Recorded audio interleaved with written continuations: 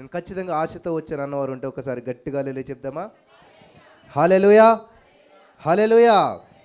యేసుక్రీస్తు ప్రభువారు ఆశపడే ప్రాణాన్ని మాత్రమే తృప్తిపరుస్తాడు. కాబట్టి మనం అంతా ఆశతో దేవుని సందుకు వచ్చినాం. మరి చాలామంది నాకు ఫోన్ చేసి చెప్పారు అనమాట, బ్రదర్ వాతావరణం అంతా కూల్ అయిపోయింది కాబట్టి, కొంచెం ఎండగా ఉండేది కాబట్టి ముందుగా ఉండేవి చర్చిలన్నీ కూడా ఇప్పుడు మళ్ళీ వెనక్కి వచ్చేసాయి, మేము అన్ని చర్చికి వెళ్ళి వచ్చి కూర్చుని వాళ్ళు లైవ్లోను, కానీ కొంచెం ఇబ్బందికరమైన పరిస్థితులు ఏర్పడ్డాయి మాకు అని చెప్పి చెప్తూ ఉన్నారు. అయినా కూడా చాలామంది లైవ్లోకి వచ్చారు. దేవునికి స్తోత్రం కలుగును గాక. హల్లెలూయా, హల్లెలూయా. సరే, ఈరోజు ఒక అమూల్యమైనటువంటి అంశాన్ని మీ మధ్యకు తీసుకురావాలని చెప్పి నేను ఆశపడుతున్నాను. యోహాను సువార్త 1వ అధ్యాయం 26, 27 వచనాలు చదువుకుని వాక్యపు వెలుగులో మనం ముందుకెళ్ళిపోదాం. యోహాను సువార్త 1వ అధ్యాయం 26, 27 వచనాలు.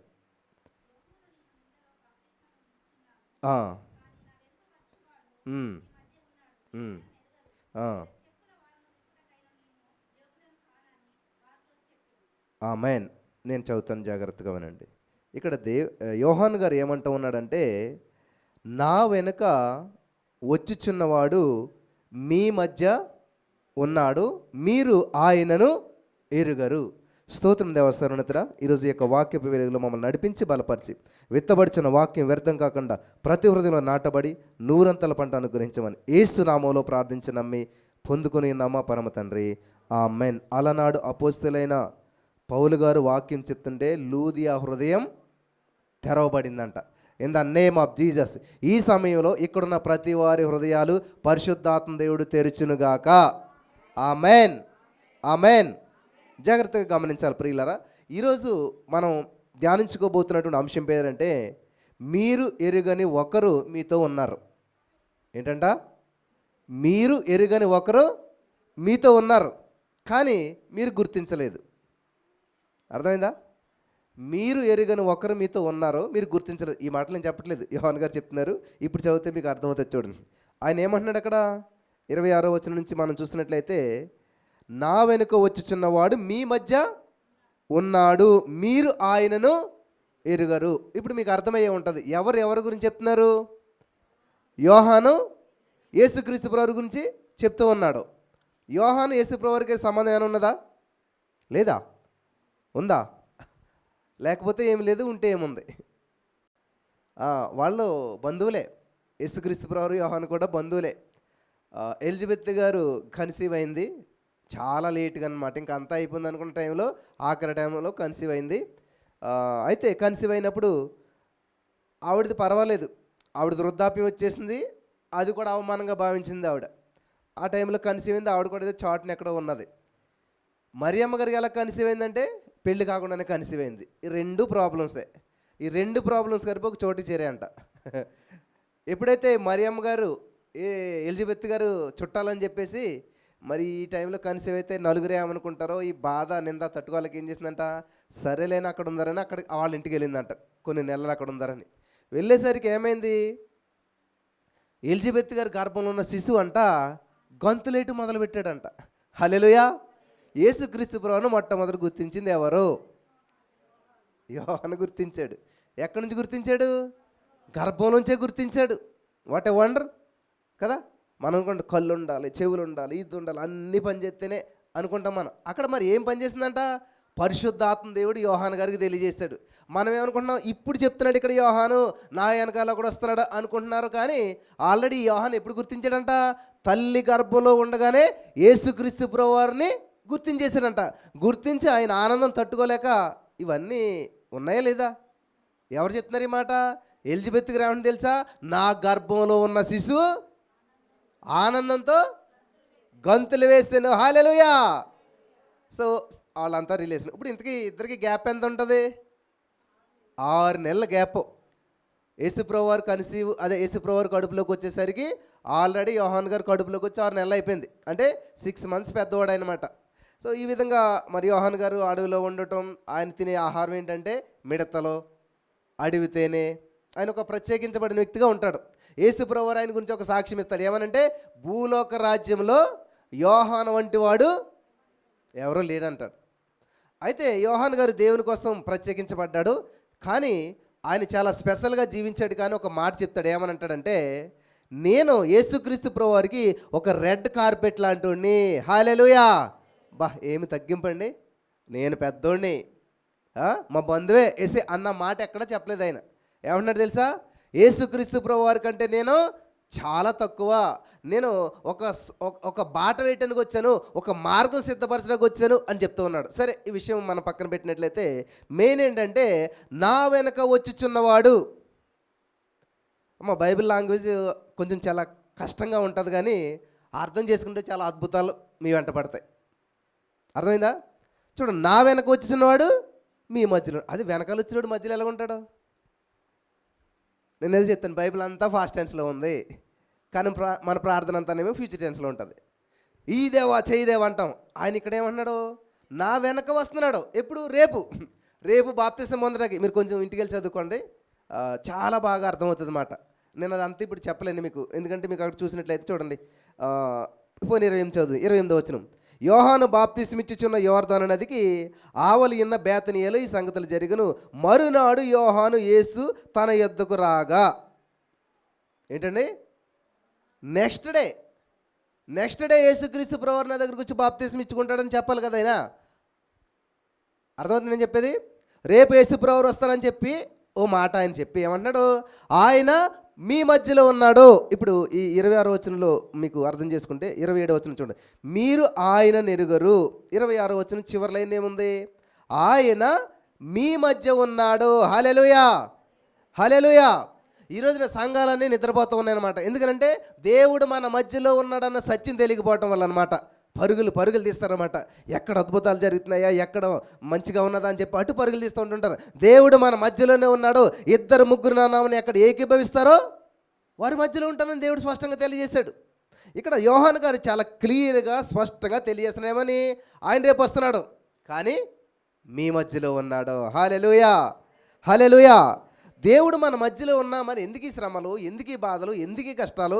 నేను ఇంత మరి ప్రార్థన చేస్తున్నానే, ప్రతిరోజు మోకరిస్తున్నానే, ప్రతిరోజు చేతులెత్తుతున్నానే, ఇన్ని జరిగిన ఫలితం ఏది అని చెప్పి చాలామంది అనుకుంటారు.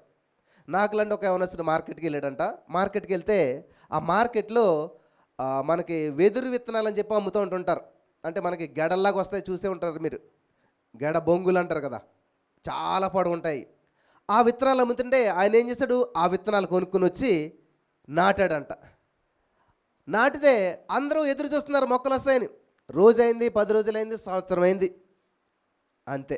ఎప్పుడైతే మనం చేసిన ఫలితం లేదో చుట్టుపక్కల వాళ్ళందరూ ఏమంటారు? ఏమైంది, యేసుప్రభుని నమ్ముకున్నారు కదా, ఏమైనా చేశాడా, ఏమైనా జరిగిందా? అప్పుడు మనకు లోపల డిసప్పాయింట్ అవుతుంది. అవును, యేసుప్రభుని నమ్ముకున్నాను, ఏం జరిగింది నాకు? ఏం జరగలేదు అన్నప్పుడు ఏమవుతుంది? సైడ్ ట్రాక్లోకి వెళ్తాం. ఈ వ్యక్తి ఏం చేస్తున్నాడు? రోజు నీళ్ళు వేస్తున్నాడు, రోజు దాన్ని చూస్తున్నాడు, అది భూమిలో పాతాడు, అది ఉలుకు లేదు పలుకు లేదు. సంవత్సరం, 2 సంవత్సరాలు, 3 సంవత్సరాలు, 5 సంవత్సరాలు అయిపోయింది, ఈ నీళ్ళేటు మానట్లేదు, నిరీక్షణ విడిచిపెట్టలేదు. అందరూ కూడా ఎందుకు వచ్చిందంతా నీ ప్రయాస అంతా వృధా, ఎందుకు పనికిరాదంతా కూడా ఆల్రెడీ చచ్చిపోయి ఉంటాయి, అవి మాయమైపోయి 5 సంవత్సరాలకి ఏమవుతుంది? ఏమీ లేదు అని చెప్తే 5 సంవత్సరాల 5 నెలల కంట సడన్గా ఆ భూమి ఉన్నటువంటి, ఆ విత్తనాలు ఉన్నటువంటి ఆ భూమిలో చిన్న మార్పు సంభవించిందంట. ఏంటంట? ఆ నేల పగలటం ప్రారంభించిందంట. హల్లెలూయా, హల్లెలూయా. ఎప్పుడంటే 5 సంవత్సరాల 5 నెలలకి ఈ యొక్క వెదురు విత్తనాలు అప్పుడు భూమిని పగలగొట్టుకుని పైకి రావటం ప్రారంభించాయంట. హల్లెలూయా, హల్లెలూయా. విచిత్రమైన విషయం ఏంటంటే, ఎప్పుడైతే ఆ భూమిని పగలగొట్టుకుని ఇలా పైకి వచ్చిందో విత్తనం, కొంచెం చిగురు, వితిన్ 45 డేస్లో 90 అడుగులు ఎదిగిందంట. 5 సంవత్సరాల 5 నెలలు ఎక్కడా? 45 రోజులు ఎక్కడా? వింటున్నారా? 45 రోజుల్లో 90 అడుగులు వెళ్ళిపోయిందంట. అంటే మరి 5 సంవత్సరాల 5 నెలల్లో విత్తనం అయిపోయినట్టు. ఈ 5 సంవత్సరాల 5 నెలలు అసలు భూమిలో విత్తనం ఉన్నట్ట, పోయినట్ట, అసలు ఏమైంది, ఎక్కడికి వెళ్ళింది అని చూసినట్లయితే చూడండి, ఈ 90 అడుగులు ఎదుగుతుంది కదా, మరి దానికి బలం కావాలి కదా, సపోర్ట్ కావాలి కదా. ఆ 90 అడుగులు ఎదిగినటువంటి చెట్టు ఒకవేళ ఈజీగా పడిపోతుంది కదా, అలా పడిపోకుండా ఉండాలి, ఈజీగా ఉండాలి, నిలబడాలి అంటే దానికి సపోర్ట్ కోసం అంట ఈ 5 సంవత్సరాల 5 నెలలు యొక్క వెదురు విత్తనాలు ఏం చేస్తానంట?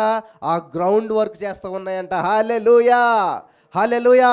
బలమైన పునాది, బలమైన వేర్లు లోతులకు నాటుకుని అంతా సిద్ధం చేసుకున్నాక అప్పుడు పైకి వచ్చిందంట. ఆమేన్. క్రైస్తవుడి జీవితం ఎలా ఉంటుందంటే ఇలాగే ఉంటుంది అనమాట. కనుమరుగైపోయినట్టు ఉంటాడు. యోసేపుకు దేవుడు కలిచ్చాడు, కానీ ఏమైపోయింది? యోసేపుతో ఎప్పుడైనా దేవుడు మాట్లాడా? యోసేపుకి ఎప్పుడైనా దేవుడు కనపడ్డా? ఎక్కడా లేదు. కానీ 17 సంవత్సరాలు కాలిచ్చేసాడు యోసేపుకేమని, నువ్వు గొప్పడు అవుతావు, నీకు మంచి స్థితి ఉంటుంది, అసలు అందరికంటే గొప్పడు అయిపోతావు, నీ తల్లిదండ్రులు అందములు నమస్కారం చేసేస్తారు అంటే ఆకుండా అందరు చెప్పాడు ఆయన. కొన్ని నెరవేర్చబడే వరకు చెప్పకూడదు, కొంచెం ఆగాలి, తొందర పడకూడదు అనమాట. అవమానం ఎదురవుతుంటుంటుంది. అయితే ఈయన చెప్పేశాడు, నింద అవమానం ఎదురైంది, పరిస్థితులు ప్రతికూలంగా మారిపోయి. కానీ దేవుడిచ్చినటువంటి కళ దర్శనము భూమి ఆకాశము గతిస్తుందేమో కానీ దేవుడి సెలవిచ్చిన ఏ మాట అయినా కూడా నిరర్ధకము కానేరదు. హల్లెలూయా, హల్లెలూయా. 17వ సంవత్సరంలో దేవుడు యోసేపుకి ఇచ్చిన కళ 30వ సంవత్సరంలో స్పష్టంగా నెరవేర్చబడిందంట. ఆమేన్. అంటే ఎన్ని సంవత్సరాలు పట్టింది? 13 ఇయర్స్, 13 సంవత్సరాలు. హల్లెలూయా. 13 సంవత్సరాలు యోసేపు ఎక్కడ అవిశ్వాసంలోకి జారిపోయాడా? యోసేపు ఎక్కడ యేసుప్రభువుని విడిచిపెట్టాడా? యోసేపు ఎక్కడన్నా దేవుని ప్రశ్నించాడా? అదే, నీకు కనిపించిన ఒక వ్యక్తి నీతోటే ఉన్నాడు. హల్లెలూయా. మీరు ఎరుగని ఒకరు మీతోనే ఉన్నారు. ఎవరంట? ఆయనే యేసుక్రీస్తు ప్రభువారు. హల్లెలూయా, హల్లెలూయా, హల్లెలూయా. ఒకవేళ నువ్వు అనుకుంటున్నావు దేవుడు నాతో లేడు, దేవుడు నన్ను చూడట్లేదు, దేవుడు నన్ను పట్టించుకోవట్లేదు, నేను ఎంత ఎలుగెట్టి ప్రార్థన చేస్తున్నాను, ఎంత కన్నీళ్ళు కారుస్తున్నాను, ఎంత కానుకలు ఇస్తున్నాను, ఎంత పరిచర్య చేస్తున్నాను, ఇవి ఎవరు చూడట్లేదు, అసలు దేవుడు పట్టించుకోవట్లేదు అని నువ్వు అనుకుంటే చాలా పొరపాటు అనమాట. ఎందుకంటే నన్ను చూశాడు నా యేసయ్య. నా చిన్నతనంలో, నా యవ్వన కాలంలో అంతా కూడా అందరూ ఆడుకుంటుండే ఈ దేవుడి సన్నిధులు అని చెప్పి, ఈ సండే స్కూల్ అని చెప్పి ఇదే పనులు ఉండేవాడు. నేను అంతా కూడా ఊరంతా ఒకవైపు అయితే నేను ఒకవైపు ఉండేది.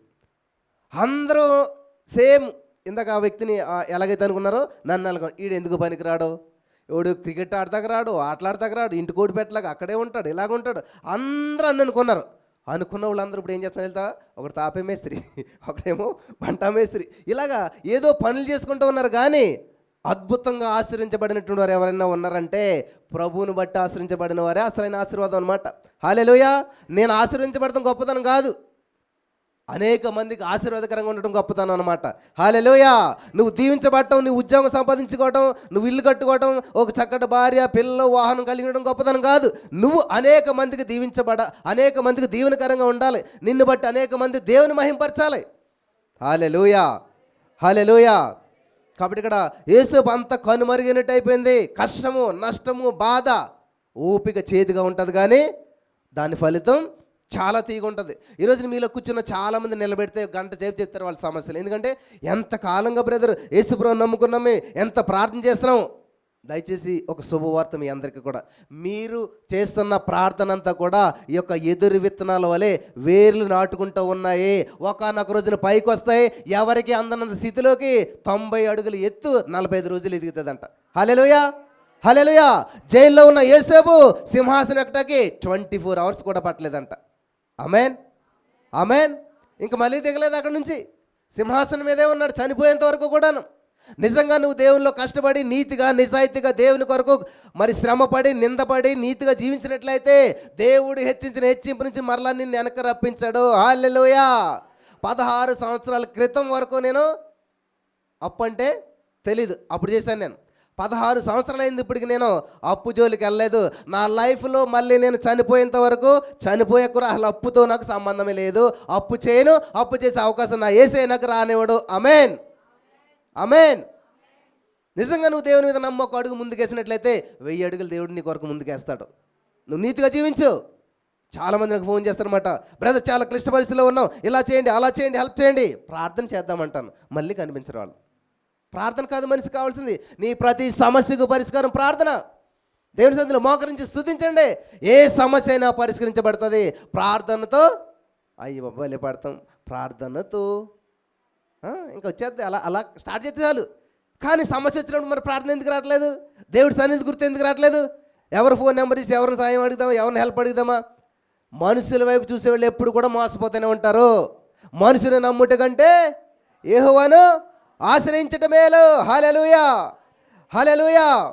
యోహాను సువార్త 1:10 అక్కడ ఏమని ఉన్నదంట? ఆయన లోకంలో ఉండెను, లోకం ఆయన మూలంగా కలిగను, కానీ లోకం ఆయన తెలుసుకోలేదు. చూసారా, ఆయన మూలంగానే అంతా కలుగుతుంది, ఆయనే ఇస్తున్నాడు, కానీ ఆయన కనుగొనలేకపోతున్నారంట, ఆయన గుర్తించలేకపోతున్నారంట. ఈరోజు మీలో చాలామంది జీవితాలు ఇలాగ ఉన్నాయన్నమాట. ఎందుకు బ్రదర్ నాకు ఇది అసలు జరగట్లేదు? మరి జరిగిందని సంగతి ఏంటి?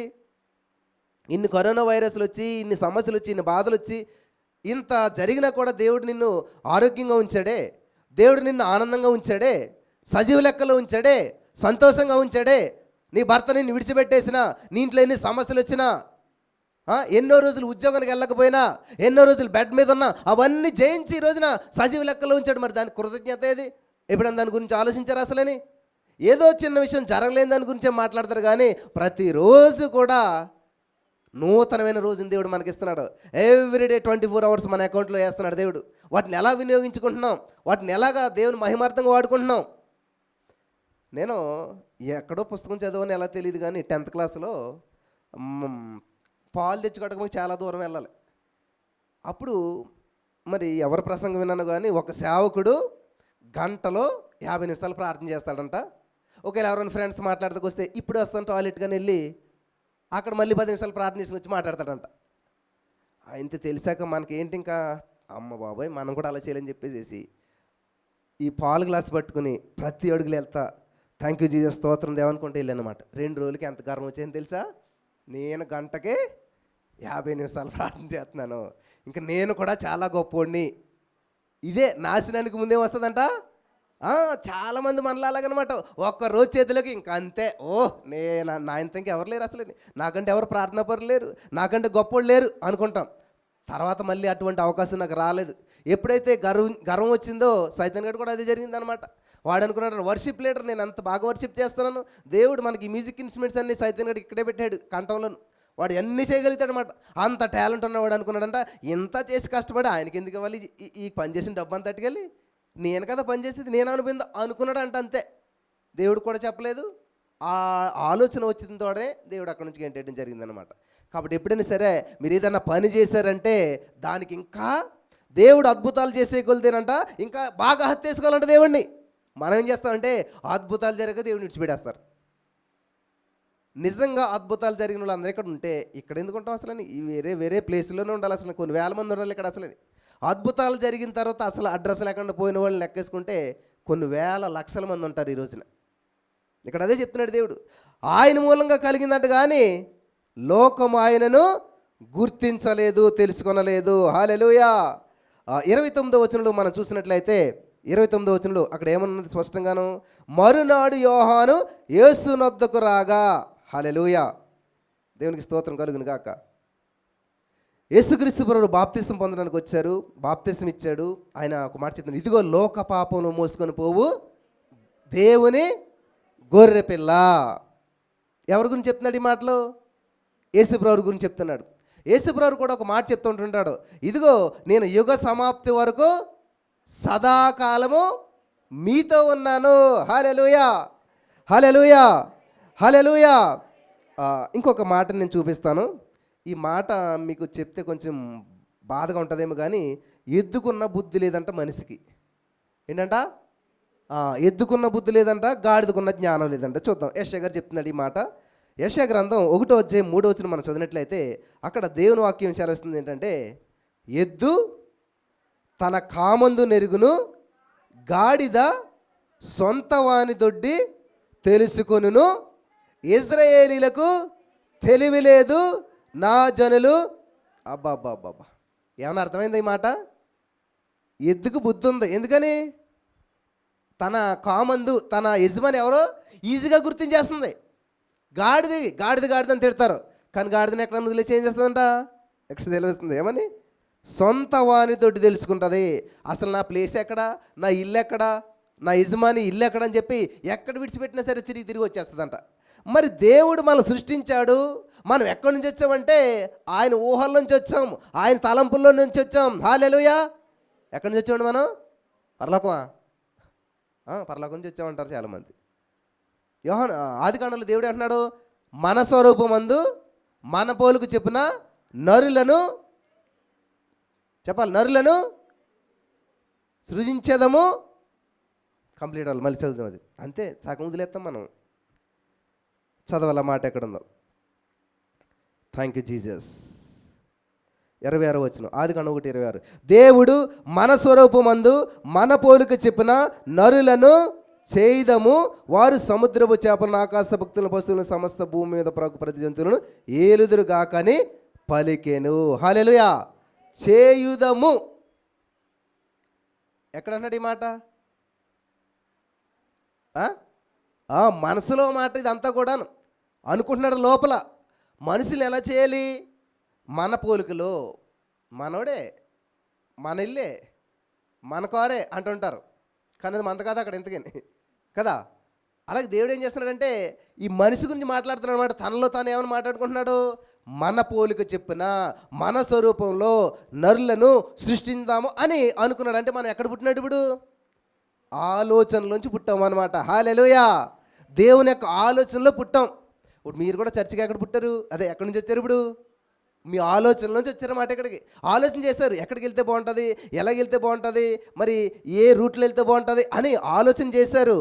ఆ ఆలోచనే నెరవేర్చబడ్డది కాబట్టి ఇక్కడ కూర్చున్నారు మీరు. హల్లెలూయా, హల్లెలూయా. ఇర్మియా గ్రంథం 8:7లో కూడా ఒక మాట ఉంది, చదువుదాం. ఇర్మియా గ్రంథం 8వ అధ్యాయం 7వ వచనంలో చూసినట్లయితే అక్కడ ఆకాశములకెగురు శంకుబుడు కొంగయైనను తన కాలము నెరుగును, తెల్లగువ్వయు మంగళ కత్తి పిట్టయు ఊదకోరును తాము రావలసిన కాలమును ఎరుగును. అయితే నా ప్రజలు యెహోవా న్యాయ విధిని. అబ్బా, ఇప్పుడు ఈ లెక్కన ఏం చెప్పాలి? ఇప్పుడు పక్షులకి, ఎద్దులకి, జంతువులకి బుద్ధి అన్న ఉంది, కానీ మనిషికి లేదు అనేటువంటి దాన్ని తెలియజేయడానికి ప్రవక్తలందరూ కూడా ప్రయాసపడుతూ ఉన్నారు. ఎందుకంటే ఎద్దు తన కామందుని ఎరుగుతూ ఉంది, గాడిద తన సొంతవాన్ని దొడ్డు ఎరుగుతూ ఉంది. ఈ పక్షులు ఏ టైంలో రావాలి, ఏ టైంలో పిల్లల్ని పెట్టాలి, ఏ టైంలో కోకిలకి ఎవరన్నా నీ టైం వచ్చింది కుయ్ అని ఎవరు చెప్పారా? చెప్తాను మీరు ఎవరన్నాను? మీ మాట అంటుందా? నువ్వు ఆగమంటే ఆగుతుందా? నువ్వు కుయ్యమంటే కూతుందా? ఏమీ లేదు. దానికి ఒక టైం ఉంటుంది, ఒక కాలం ఉంటుంది. ఆ కాలం వచ్చినప్పుడు మాత్రమే కూస్తుంది, మిగతా టైంలో పట్టించుకోతుంది. నిన్న ఒక చెట్టుని నేను చూశాను యూట్యూబ్లో. దాని పేరు కురింజి. మీరు కొట్టుకుని చూడండి, యూట్యూబ్లో కావాలని లేదు, గూగుల్లో KURINIJI అని వస్తుంది. కురింజి చెట్టు అని ఉంటుంది అన్నమాట. 12 సంవత్సరాలు ఒకసారి పోస్తుంది అంట. అది ఎంతండి? 12 సంవత్సరాలు. మరి దానికి 12 సంవత్సరాలు ఏంది ఎలా తెలుస్తుంది? కానీ ఒక్క రోజు, ఒక్క క్షణం అటు ఇటు కాకుండా కరెక్ట్గా 12 సంవత్సరాలు. మా ఇంటి దగ్గర ఒక చెట్లు ఉండే అనమాట. ఏంటంటే డిసెంబరాలు. ఏంటి తెలిసేలేదో మరి మీకు? డిసెంబర్ నెలలో మాత్రమే పోస్తాయి పువ్వులై. నేను ఈ కనకాంబరాల చెట్టు లాగానే ఉంటాయి కదా సేమ్ అని చెప్పి ఆ విత్తనాలు తీసి ఈ విత్తనాలు కలిపి మొక్కలు వేస్తే సేమ్ మొక్కలు వచ్చాయి. ఎన్ని మొక్కలు వచ్చినాయి? చాలా మొక్కలు వస్తే కనకాంబరాలు అన్నీ ఇలాగ వేసి పెంచాను నేను. ఈ డిసెంబరాల విత్తనాలు వస్తే చాలా పెద్ద చెట్లు అవి, అవన్నీ పెంచాను. నీరేసాను, అన్నీ వేసాను, మంచిగా పెరిగిపోయి. కానీ కనకాంబరాల చెట్లు రోజు పూలు ఎత్తున్నాయి, కానీ ఈ మాటామంతి లేకుండా అలా పెరుగుతూనే ఉన్నాయి. సడన్గా డిసెంబర్ నెలలోకి మొత్తం అన్నీ కూడా పూలు పూసేసాయి. డిసెంబర్ నెల పైకి మళ్ళీ సైలెంట్ అయిపోయి. ఆ నెల మాత్రమే పూలు పోస్తాయి మాట. ఇవన్నీ ఎవరు పెట్టారు అసలని? దేవుడు నియమించిన నియమానికి పక్కాగా ఖచ్చితంగా అవన్నీ ఫాలో అవుతూ ఉన్నాయి. మనకి కనిపించట్లేదు, ఒక నియమం పనిచేస్తూ ఉంది. హల్లెలూయా, హల్లెలూయా. అవి నమ్ముతున్నాయి. దేవుడు ఉన్నాడు ఇక్కడ, దేవుడు చూస్తున్నాడు. మనిషే దేవుడు ఉన్నాడు. ఎక్కడున్నాడు? ఎలా ఉన్నాడు? చూపించు, చూస్తే నమ్ముతాను. చూస్తే నమ్మంట కదా, నమ్మితే చూస్తావు. హల్లెలూయా, హల్లెలూయా, హల్లెలూయా. కాబట్టి ఇక్కడ కొన్ని సందర్భాల్లో మన మధ్య ఉన్నటువంటి ప్రభును ఎరిగిన వారమై మనం అంతా ఏం చేస్తున్నామంటే విలపిస్తూ ఉన్నాము, రోధిస్తూ ఉన్నాము, బాధపడుతూ ఉన్నాము, చింతిస్తూ ఉన్నాము. నిజంగా యేసయ్య నీతో ఉన్నాడంటే నువ్వేం చేస్తావు? ఇప్పుడు మీ అందరూ ఇలా చుద్దులకు పక్కన కుర్చీలో ₹1,00,00,000 కట్ట ఉందనుకోండి. చూశారు, సడన్గా అది మీదే అన్నాం అనుకోండి. అసలు ఇంకెట్లా ఉంటుంది అసలని? ఇంకా సమస్యలన్నీ తీరిపోయినాయి, ఇంకా జీవితం అంతా కూడా ధన్యమైపోయిందని చెప్పి ఎంత సంతోషంగా ఉంటుంది. దేన్ని బట్టి వచ్చింది ఆ సంతోషం? ఆ పక్కనున్న మరి నిజంగా ₹1,00,00,000 కంటే విలువైనడు కదా మన యేసయ్య. ఈ ప్రపంచాన్ని జాంతో కొలిసాడు, ఆకాశాన్ని జాంతో కొలిసాడు. ఈ సర్వాన్ని శూన్యం నుంచి సమస్యను సృష్టించినటువంటి గొప్ప దేవుడు నీ పక్కనే ఉన్నాడన్న విషయం నీకు తెలుసా? హల్లెలూయా, హల్లెలూయా. నేను ఒక 10th ఇంటర్మీడియట్ మధ్యలో ఒక బుక్ నాకు వచ్చింది. ముంగండ శాంతారావు గారని ఆయన అనుభవాన్ని ఒక సాక్షి రూపంలో రాశాడనమాట. రాసి దేవుడు అంటే తెలియనటువంటి వ్యక్తిగా ఉన్నాడో, దేవుని తెలుసుకున్నాడు కానీ ఆయనకి సిగరెట్ హ్యాబిట్ ఉందో మానలేకపోతున్నాడు. అన్నీ చర్చికి వెళ్తున్నాడు, అన్నీ చేస్తూ ఉన్నాడు. అయితే ఒకరోజు ఏం చేశాడంటే ఒక పార్క్ లాగా ఉంటే ఆ పార్క్ దగ్గర చెట్టు కిందకి వెళ్ళిపోయి ఆ చెట్టు కింద ఒక రాడ్ ఉంటే ఆ రాడ్ దగ్గర కూర్చుని మంచిగా సిగరెట్ కాలుతూ ఉన్నాడంట. ఎవరు చూడలేదు కదా అనుకుని చెప్పి కాలుసా పొగను బాగా వదిలాడంట. చూసినప్పటికీ సడన్గా ఇలా చుద్దులోకి పక్కనే క్రీస్తు ప్రభు కూర్చుని దగ్గుతున్నాడంట. ఇలాంటివి నమ్మం, మనం పట్టించుకోం మనం అసలే. ఇది మామూలు లోకంలో మనం చూస్తే మనకి ఏం అర్థం అవుతుంది అంతా కూడా. ఇప్పుడు మీకు ఒక సూక్ష్మ దర్శనం పట్టుకొచ్చి ఇలా పెట్టాం అనుకోండి, ఎంత దుమ్ము, ఎంత ధూళి, ఎంత ఉంటుందో తెలిసి గాల్లను, కానీ మనకు మామూలుగా చూస్తే కనిపించదు. ఆయన చూసేసరికి షాక్ అయ్యాడంట. ఇంకా షాక్ అయ్యి గబగబి పొగంతా ఇలాగంటాం. ఇంకా ఆ సిగరెట్ అక్కడ పడేసి దాన్ని ఆర్పేసేసి మళ్ళీ లైఫ్లో ముట్టుకోలేదంట. హల్లెలూయా, హల్లెలూయా. ఈ ఎక్స్పీరియన్స్ జరగనంత వరకు, తెలియనంత వరకు మనకి ఏమనిపిస్తుంది? అందుకే ప్రతిరోజు నేను ఎన్నో సంవత్సరాలుగా ఎఫెసీ 1:17 ఉన్న ప్రార్థన నేను చేస్తాను, నాతో పాటు ఉన్న వాళ్ళందరి చేత చేపిస్తాను. ఏమని ఉంటుంది అక్కడ? మన మనోనేత్రాలు వెలిగించబడాలి. హల్లెలూయా. మనోనేత్రాలు వెలిగించబడలేనప్పుడు ఏమవుతుందంట? ఎంత దేవుడిని పక్కనే ఉన్నా, నీలో ఉన్నా కూడా నువ్వు గ్రహించలేవు, చూడలేవు, అద్భుతాన్ని పొందుకోలేవు. ఎంతో ప్రార్థన చేస్తున్నానే, ఎంతో గొప్ప వ్యక్తులు నా మీద ప్రార్థన చేశారు, ఆయిల్ అన్నీ చేశారు, ఇన్ని చేసినా ఏమీ జరగలేదని అని నువ్వు బాధపడుతుంటావు. ఎందుకనంటే నీ మనోనేత్రాలు వెలిగించబడలేదు. మనోనేత్రాలు వెలిగించబడనంత కాలం చూసారు కదా, ఎలీషా శిష్యుడు కూడా ఏం చేస్తాడు? అయ్యో బాబోయ్, శత్రువులు కనిపిస్తారు, దేవుడు కనిపించట్లేదు, దేవుడు సైన్యం కనిపించట్లేదు. అప్పుడు ప్రార్థన చేస్తే అయినా, ప్రభా వీడు ఒక్కొక్కసారి మనోనేత్రాలు వెలిగించు అంటే, అప్పుడు అయ్యో బాబు ఇంతమంది సైన్యం ఉన్నారా. చూసారా, కళ్ళు వెలిగించబడినప్పుడు వచ్చేటువంటి ధైర్యం వేరు, కళ్ళు మూసుకున్నప్పుడు వచ్చేటువంటి భయం వేరు. మన కళ్ళు మూసుకుపోయి కాబట్టి భయపడుతున్నాం. భయపడే వాళ్ళందరూ ఏంటంటే ఆధ్యాత్మికమైన నేత్రాలు మూయబడ్డాయి కాబట్టి భయపడుతూ ఉంటుంటారు. ఎవరికైతే ఆధ్యాత్మికమైన నేత్రాలు తెరవబడ్డాయో వాళ్ళ ముందు సముద్రం ఉన్నా సరే, ఆ యొక్క అగ్ని ఉన్నా సరే, ఏ శోధన ఉన్నా సరే భయపడరు వాళ్ళు. హల్లెలూయా, హల్లెలూయా. చూడండి, శోధించబడిన మీదటంట సువర్ణము. ఇప్పుడు అగ్ని సమస్య బంగారనక, బంగారంలో ఉన్నటువంటి ఏదైతే చెడు ఉందో, ఏదైతే సమస్య ఉందో దానికి భయం. బంగారానికి భయం ఏముండదు. అమ్మయ్య, నాలో ఉన్న చెడు అంతా పోతుందిలే, నాలో ఉన్న వేస్ట్ అంతా పోతుందిలే, నా ఒరిజినాలిటీ ఇప్పుడు నా అసలు రూపం కనబడుతుంది అని సంతోషించదు బంగారం. నిజంగా నీతిమంతుడు ఏం చేస్తాడంటే, ఏ శోధన వచ్చినా రానాయి, ఎందుకంటే ఏది నాకు ఎంత మాత్రమో హాని చేయలేదు, నాకు వ్యతిరేకంగా రూపించబడిన ఏ మనిషి అయినా, ఏ ఆయుధమైనా, ఏ సమస్య అయినా వర్ధిల్లదు. I'm child of God. Hallelujah. నిజంగా నువ్వెవరో తెలిస్తే నీ జీవితం చాలా బిందాస్గా ఉంటుంది. ఆమేన్. నువ్వు చాలా చింతలో సమస్యలు అంటే నువ్వెవరో నీకు తెలియదు అంతే. నేనా ఒక పేదని, నేనా ఒక సింగిల్ పేరెంట్ని, నేనా నాకు వెనక ముందు ఎవరు లేరు, నాకు తల్లిదండ్రులు సపోర్ట్ లేదు, అత్తవారి సపోర్ట్ అసలే లేదు. ఈ సపోర్ట్లన్నీ చూసి ఏం చేస్తారు? నిందలో, బాధలో, భయములో, ఆందోళనలో జీవిస్తారు.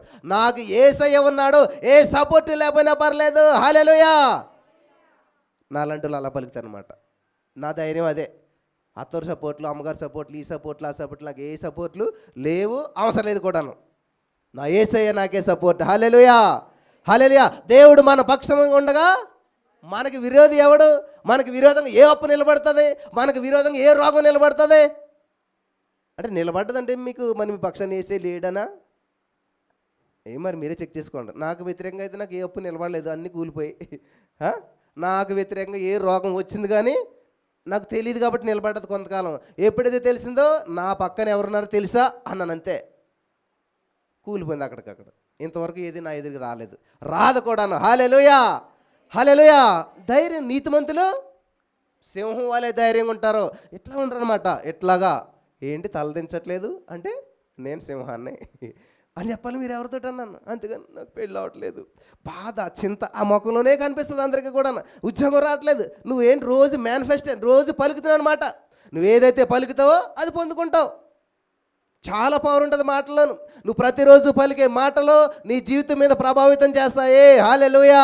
ఈరోజు నేను అనుభవిస్తున్న జీవితం ఏంటంటే గతంలో నేను పలికిన మాటలే, గతంలో నేను విత్తిన విత్తనాలే.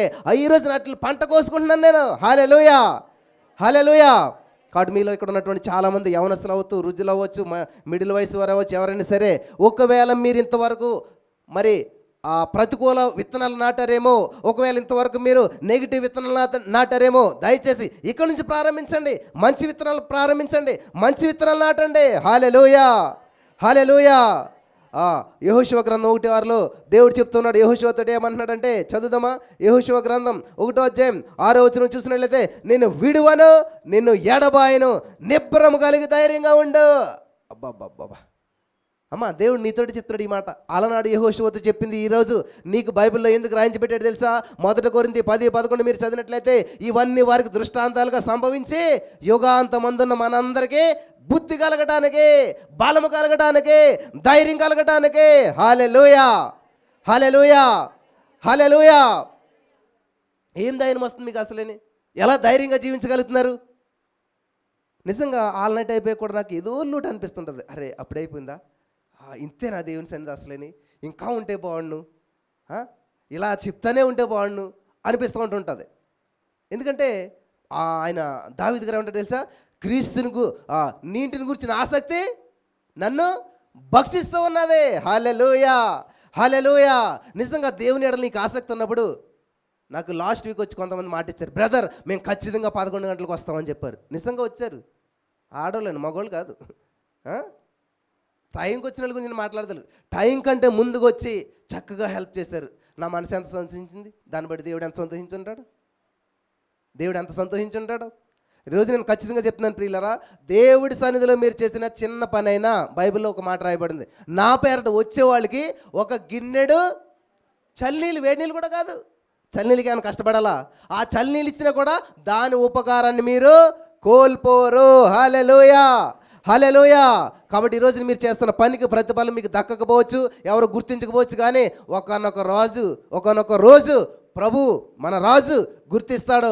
నిన్ను యేసోబులాగా ఆ యొక్క బంధకాల్లోంచి, జైల్లోంచి విడిపించి నిన్ను సింహాసనం ఎక్కిస్తాడు. దేశమే ఆశ్చర్యపోతుంది. హల్లెలూయా, హల్లెలూయా. నేను ఎప్పుడు కూడా చదువుకున్న రోజులో ఒక అమ్మాయితో మాట్లాడింది లేదు, చూసింది లేదు. సడన్గా యూట్యూబ్లో చూద్దులే వాళ్ళకి మైండ్ ఏం పనిచేయట్లేదు అనమాట. అసలు ఈడేనా, ఈ సూట్ ఏంటి, ఇదేంటి, ఈ మాటలేంటి, అసలు ఎలా మాట్లాడుతున్నాడు? దేవుడు అంటాడనమాట, నీకేం మాట్లాడవలసిన పని లేదు, నువ్వు వెళ్ళి అక్కడ నిలబడు, నేను నిన్ను వాడుకుంటాను. హల్లెలూయా. సబ్మిట్ అయినట్లయితే దేవుడు నిన్ను అనేక మందికి ఆశీర్వాదకరంగా చేసేస్తాడు. Simple. Receive the instruction and follow the instruction. దేవుడి దగ్గర నుంచి ఇన్స్ట్రక్షన్ నువ్వు తీసుకోవాలి, దాన్ని ఫాలో అయిపోవాలి. దేవుడు నిన్ను ఉన్నత పరిస్థితిలో పెడతాడు. స్కూల్కి వెళ్ళిన పిల్లడు ఏం చేయాలంట? వాడిని పక్కోడిని ఎవరిని పట్టించుకోకుండా కేవలం మాస్టర్ చెప్పిన మాట వినాలి, ఇచ్చిన హోంవర్క్ చేయాలి, అంతే. వాడు ఎంత సక్సెస్ఫుల్గా అయిపోతాడు. కానీ ఎందుకు ఫెయిల్ అవుతాడంటే మాస్టర్ చెప్పిన పాఠం వినడు, ఇచ్చిన హోంవర్క్ చేయడు, అందుకే ఫెయిల్ అయిపోతాడు. అలాగే చర్చకు వచ్చిన వాళ్ళందరూ కూడా అభివృద్ధి చెందట్లేదు, ఆశ్రయించబట్లేదు, ఫలించట్లేదు, విస్తరించట్లేదు. కారణం ఏంటంటే ఏదో వెళ్ళామా అటెండెన్స్ చేశారా. ఎంతసేపటికి అవుతుంది ఈ మెసేజ్? ఎంతలో ఇంకా అయిపోయింది టైము, ఇంకొక 10 నిమిషాలు అయిపోతుంది. కాబట్టి తర్వాత క్లోజింగ్ ప్రేయర్ చేస్తారు, నా హ్యాండ్ బ్యాగ్ నేను చదువుకుంటాను, అంతా సెట్ చేసుకుంటాను, అంతే, నేను మళ్ళీ ఇంటికి వెళ్ళిపోతాను. ఏముంది? వచ్చిన ప్రతిసారి ఎలా రావాలి తెలుసా? ఆశతోటి రావాలి. నేను ఏం చేసి అనుకుంటున్నారు, చిన్న పుస్తకం పెట్టుకుని సండే స్కూల్ టైంలో కూడా చిన్న పుస్తకాలు పెట్టుకుని వాళ్ళు ఏం వాక్యం చెప్పారు, ఆ రిఫరెన్స్ ఏం చెప్పారు, అదంతా రాసుకుని, ఆ మెసేజ్ అంతా మళ్ళీ ఇంటికి వెళ్ళి, మరి ఇప్పుడంటే మీరు టీవీలు చూస్తున్నారు కానీ అప్పుడు నేను ఏం చేసేవాడిని, కళ్ళు మూసుకుంటే నాకు టీవీ కనపడింది అనమాట. ఆ టీవీలో అదంతా ఇమాజినేషన్ అనమాట. ఇప్పుడు చూడండి, వెదురు చెట్టు చెప్పారు, నేను ఊహించుకోండు, వెదురు విత్తనాలు ఇలా ఉన్నాయి, దాన్ని భూమిలో వేసాం, సడన్గా ఆ భూమి పగులుతుంది, ఆ విత్తనం పైకి వస్తుంది. ఈ ఇమాజినేషన్ చేసుకునేవాడిని. కాబట్టి ఈ రోజు వరకు నా హృదయం అనే పాలకమించి ఏ సైతాన్గాడు కానీ ఎవరు చెరపడం వల్ల కాలేదన్నమాట. హల్లెలూయా. అది ధ్యానించడం, స్వీకరించడం, వాక్యాన్ని పట్టుకోవడం అంటేనే. అంతేగాని నువ్వు పుస్తకం అంతా రాసేసావు అనుకో, ఈ పుస్తకం అంతా ఎక్కడ చదువుతావు, వెళ్ళి ఎక్కడ కుదురుతుంది? నువ్వు మైండ్లో ఎక్కించుకోవాలన్నమాట. ఇప్పుడు విన్నటువంటి వాక్యాన్ని చూడండి, ఆవులు, గేదెలు, మేకలు ఇవన్నీ ఏం చేస్తాయి తెలుసా? టైం దొరికింది అనుకోండి, టక్క టక్క టక్క టక్క తినేస్తాయి అనమాట. తినేసి అంత ఇంటికి వెళ్ళిపోయి ఎవరు లేనప్పుడు కూర్చుంటాయి అనమాట. ఖాళీగా కూర్చుని ఏం చేస్తాయి, తిన్న ఆహారం అంతా లోపల నుంచి ఇంత వండలుగా చేసుకుంటాయి అన్నమాట.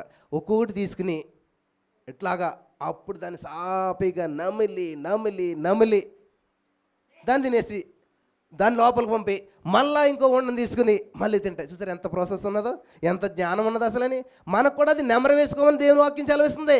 ఎప్పుడన్నా మీరు కనీసం, నేను అందుకే దేవుడు ఇచ్చినటువంటి టెక్నాలజీని బట్టి ఏం చేస్తాను, ఇప్పుడు చెప్పేసిన మెసేజ్ని మళ్ళీ ఎక్కడ మర్చిపోతారని చెప్పి మళ్ళీ రికార్డ్ చేయించి దాన్ని మళ్ళీ అప్లోడ్ చేయించి అదే మెసేజ్ మళ్ళీ ఇదే రోజు సాయంత్రం 8 గంటలకు వచ్చి ఇలాగ పెడతా ఉన్నాను. పొద్దున్న నేసేవాళ్ళు మాకు తెలిసింది, మళ్ళీ ఏమింటాం, పొద్దున్న తిన్నారు కదా, పొద్దున్న బ్రష్ చేశారు కదా, మళ్ళీ రేపు బ్రష్ చేయటం ఎందుకు, ఎల్లుండి చేయటం ఎందుకు, 10 రోజులకో 4 రోజులకు సారి చేసుకోవచ్చు కదా. అవి మాత్రం మనం దేవుని వాక్యం వద్దులోకి ఏమవుతుందో తెలుసా, వినేస్తాం, తెలుసు, మాకు అన్నీ తెలుసు. ఇక్కడే మనం బోల్తా పడుతున్నాం అనమాట. దయచేసి దేవుని వాక్యాన్ని ఇప్పుడు అశ్రద్ధ చేయొద్దు. వచ్చినప్పుడు శ్రద్ధగా రావాలి. దేవుని సందికి వచ్చినప్పుడు నీ దేవుడిని యెహోవా మందిరంకి పోయినప్పుడు నీ ప్రవర్తన జాగ్రత్తగా చూసుకోవాలి. హల్లెలూయా, హల్లెలూయా. నేను దేవుని సందికి వచ్చాను. ఆల్టర్ అంటే మనం ఇప్పుడు చాలా ఈజీ అయిపోయింది, కానీ యేసుప్రభు వచ్చిన తర్వాత ఈ పరిశుద్ధ స్థలం, అతి పరిశుద్ధ స్థలం ఇవన్నీ కూడా ఒకటి అయిపోయి ఇంకా. కానీ అంతకుముందు ఏంటి, కనీసం దీన్ని టచ్ అయితే అంతే కాలిపోయే ఊరలంతా కూడా. అంత నిష్టగా ఉండేటువంటి ఆ రోజుల్లోనూ అప్పుడే భక్తిగా ఉన్నటువంటి వారు చాలామంది ఉన్నారు. కానీ ఈ రోజున దేవుడు ఎంత ప్రేమించాడు, ఎంత యాక్సెస్ ఇచ్చాడు. దేవుడు నీకు ఇచ్చే యాక్సెస్ కొలిది నువ్వేం చేయాలంటే ఇంకా దేవుడిని హత్తుకోవాలి. దేవుడు నిన్ను అద్భుతాలు చేసే కొలిది ఏం చేయాలి తెలుసా, దేవుడికి ఇంకా దగ్గర అయిపోవాలి. హల్లెలూయా, హల్లెలూయా, హల్లెలూయా. హెబ్రీ పత్రిక 13:5 మీరు ఇంటికి వెళ్ళి చదువుకోండి. దేవుడు చెప్తాను, నేను విడువను, నేను ఎడబాయను, నీతో ఉంటాను, మీలో ఉంటాను, మిమ్మల్ని గొప్ప చేస్తాను. 97 కీర్తన 15 నాకు చాలా అద్భుతమైన మాట కనిపిస్తుంది అనమాట. అక్కడ ఎలా ఉంటుందంటే, నీవు నాకు మొరపెడతావు, నేను నీకు ఉత్తరం ఇస్తాను. ఏమనో చెప్తున్నాడంటే దేవుడు అక్కడ, శ్రమల్లో నేను నీకు తోడుగా ఉంటాను. అంతేనా? నువ్వేడుస్తాను ఏడుస్తాడా? అంత మాత్రమే కాదు, శ్రమల్లో తోడుగా ఉండి నిన్ను విడిపించి నిన్ను గొప్ప చేస్తాడంట. హల్లెలూయా, హల్లెలూయా, హల్లెలూయా. దేవుని ఉద్దేశం ఫైనల్గా ఏంటి మనిషి పట్ల? ఏంటమ్మా? నువ్వు గొప్పడిగా ఉండాలన్నదే ఆయన ఉద్దేశం. నువ్వు మంచివాడిగా ఉండాలన్నదే. నువ్వు పాపాత్ముడు అయినటువంటి నీవు పరిశుద్ధుడిగా ఉండాలన్న దేవుని యొక్క ఉద్దేశం. హల్లెలూయా. నేను అతనికి తోడేండెదను, అతన్ని విడిపించి అతని గొప్ప చేసేదను. Amen, amen. గొప్పని చేయాలన్నది దేవుని యొక్క ఉద్దేశం ఎప్పుడు కూడా. యోహాను సువార్త 15:8 ఏముంటుంది, మీరు బహుగా ఫలించాలి, ఫలించాలి, విస్తరించాలి, అభివృద్ధి చెందాలి. ఇవే మాటలు, దేవుని యొక్క మాటలు మనందరి పట్ల కూడా ఎప్పుడు కూడా. అంతేగాని మీరు ఇలా చేస్తారంటే నాశనం అయిపోతారు, దేవుని ఉగ్రత మీ మీదకి వచ్చేస్తుంది అంతే, అక్కడే ఉంటారు చాలామంది. అదే కావాలి మనకి. అటువంటి వాక్యం వింటేనే భయపడతా కూర్చుంటారు తప్ప జనాలు. లేదమ్మా, దేవుడు నిన్ను ఎంతగానో ప్రేమిస్తున్నాడు. నువ్వు ఎటువంటి వ్యక్తివైనా సరే, నువ్వు ఎంత పాపం చేసినా సరే, నువ్వు ఏ స్థితిలో ఉన్నా సరే, యేసయ్య నిన్ను ప్రేమిస్తున్నాడు. ఆయన దగ్గరికి వచ్చినట్లయితే నీ యొక్క పాపాన్ని, శాపాన్ని అంతా కడిగేసి నిన్ను అమూల్యమైన వ్యక్తిగా మార్చేసి నిన్ను గొప్ప వ్యక్తిగా చేస్తాడు. హల్లెలూయా. ఇది సత్యం, ఇది నిజం, ఇది అసలు అన్నమాట. దీనికి మించింది ఏది కరెక్ట్ కాదు. ఒకవేళ ఎవరన్నా దేవుడు దగ్గరికి నువ్వు ఇలాగొచ్చావంటే నువ్వు శపించబడతావు, నీ ఉద్యోగం పోతుంది, నీ జీవితం నాశనం అయిపోతుంది. దేవుడు నాశనానికి కర్త కాదు, ఆశీర్వాదానికి కర్త. హల్లెలూయా. దేవుడు సమాధానానికి కర్త. Amen, amen. మన జీవితంలో జరిగేటువంటి సంఘటనలు చాలా అద్భుతమైనటువంటి పాఠాలు నేర్పిస్తూ ఉంటుంటాయి. షద్రక్ మేషక్ అబేద్నెగో వారి గురించి మీకు అందరికీ తెలుసు, కానీ వాళ్ళ తల్లిదండ్రుల గురించి ఎక్కడ రాయబడలేదు. కానీ నిజంగా 13, 14, 15 సంవత్సరాల పిల్లలకి ఉవ్వెత్తు నెగిసిపడుతున్నటువంటి అగ్ని నాలుకలతో కూడిన పెద్ద అగ్నిగుండం ఎదురుగా ఉన్నప్పుడు ఏం గుర్తుకు వస్తుంది అసలే? వాళ్ళకి వాళ్ళ భవిష్యత్తులో ఏం చూశారు, వాళ్ళు ఏం సాధించారు అసలని, వాళ్ళకి భవిష్యత్తు గురించి ఏమున్నది అసలని, వాళ్ళ జీవితం ఏం చూశారు? అటువంటి వాళ్ళు ఏమంటున్నారు తెలుసా? మా యేసయ్య గొప్పోడు. వాళ్ళకి ఏం తెలుసు యేసుప్రభు గొప్పతనం? ఏం చూశారు అసలైన వాళ్ళు? ఈరోజు మీకు బాప్తిస్మాలు పొందే 25, 30, 50 సంవత్సరాలు ఉన్న వాళ్ళు చాలామంది ఉంటారు. దేవుడి గురించి చెప్పమంటే దేవుడు అంతే, దేవుడు ఇంకా అంతకుమించి ఏమి రాదు. కానీ వీళ్ళు ఏం చేస్తున్నారు తెలుసా? మా దేవుడు ఈ అగ్నిగుండం నుంచి కాపాడటానికే సమర్థుడు. హల్లెలూయా. చెప్పారు ఎప్పుడన్నా మీరు? ఈ అప్పు నుంచి నా యేసయ్య విడిపించడానికి సమర్థుడు. ఇటువంటి ప్రతికూల పరిస్థితుల్లో కూడా నా వివాహం చేయడానికి సమర్థుడు. హల్లెలూయా. నీకు గర్భసంచి లేకపోయినా కూడా దేవుడు పెట్టనివ్వగల సమర్థుడు.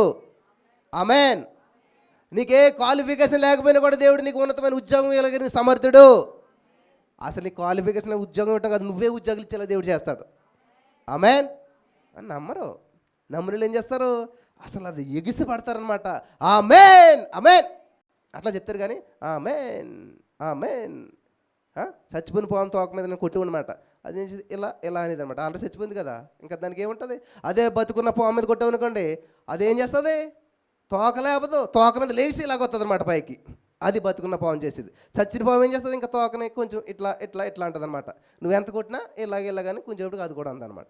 మనం కూడా మన జీవితం ఎలాగుందంటే ఇలాగుందనమాట. దేవునిలో జీవం కలిగిన వ్యక్తిలా లేవు మనం.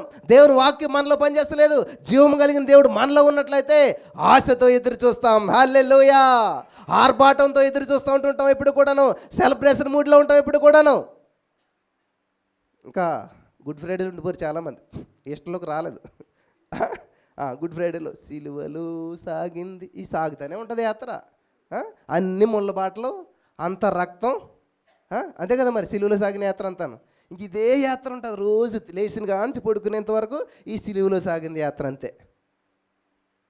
లెంట్ డేసు, శ్రమ దినాలు ఎంత బాగా పాటించేస్తామో అని అంతా కూడా. సెలబ్రేషన్లోకి రారు. హల్లెలూయా. నువ్వు సెలబ్రేషన్ చేసుకోవాలి. యేసుప్రభువు ఇప్పుడు ఏమీ సిలువ మీద లేడు. యేసుప్రభువు ఇప్పుడు ఆ ముళ్ళ కిరీటం పెట్టుకుని లేడు. మరి ఎక్కడున్నాడు ఆయన? తండ్రి కుడి పార్శ్వం మీద ఆసీనుడై ఉన్నాడు. హల్లెలూయా. ఆయన చక్కగా బంగారపు వీధుల్లో ఆ బంగారపు కుర్చీసి నాకు కూర్చుని ఉంటే ఇప్పుడు ఏంటంట, లాలిపాడనా. ఆయన ఎక్కడున్నాడు? ఇప్పుడు నీ చేతిలో ఉన్నాడా?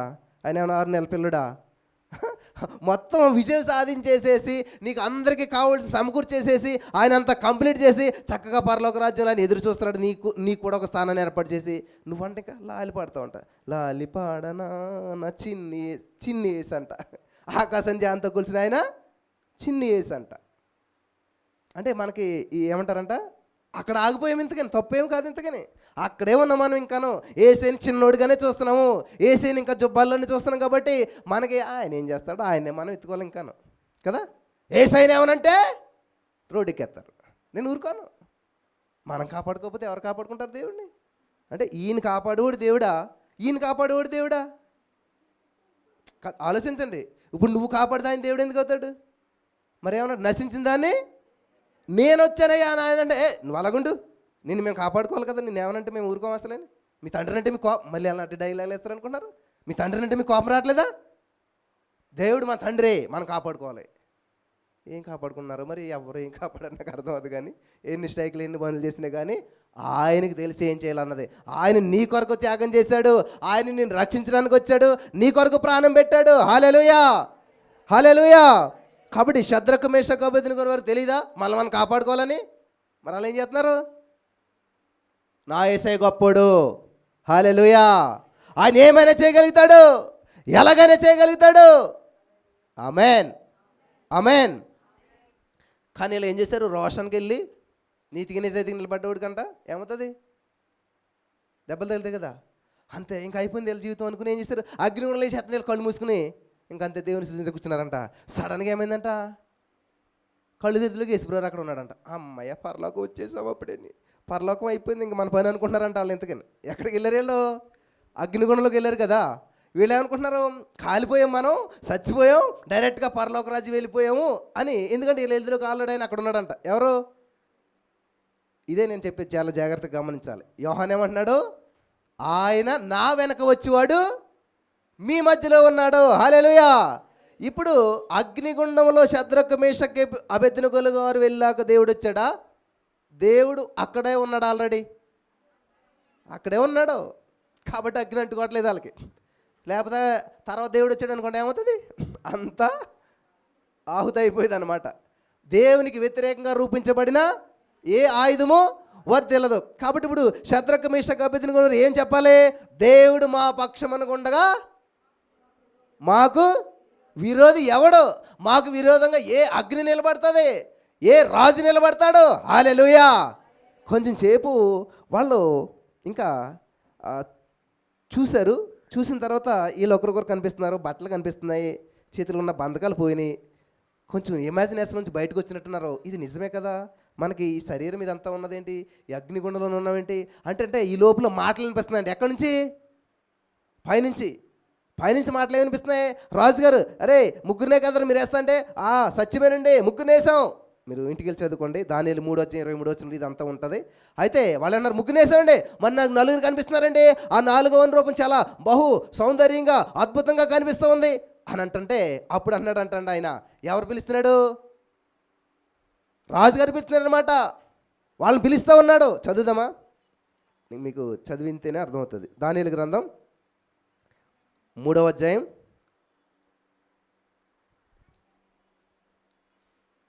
23వ వచనం.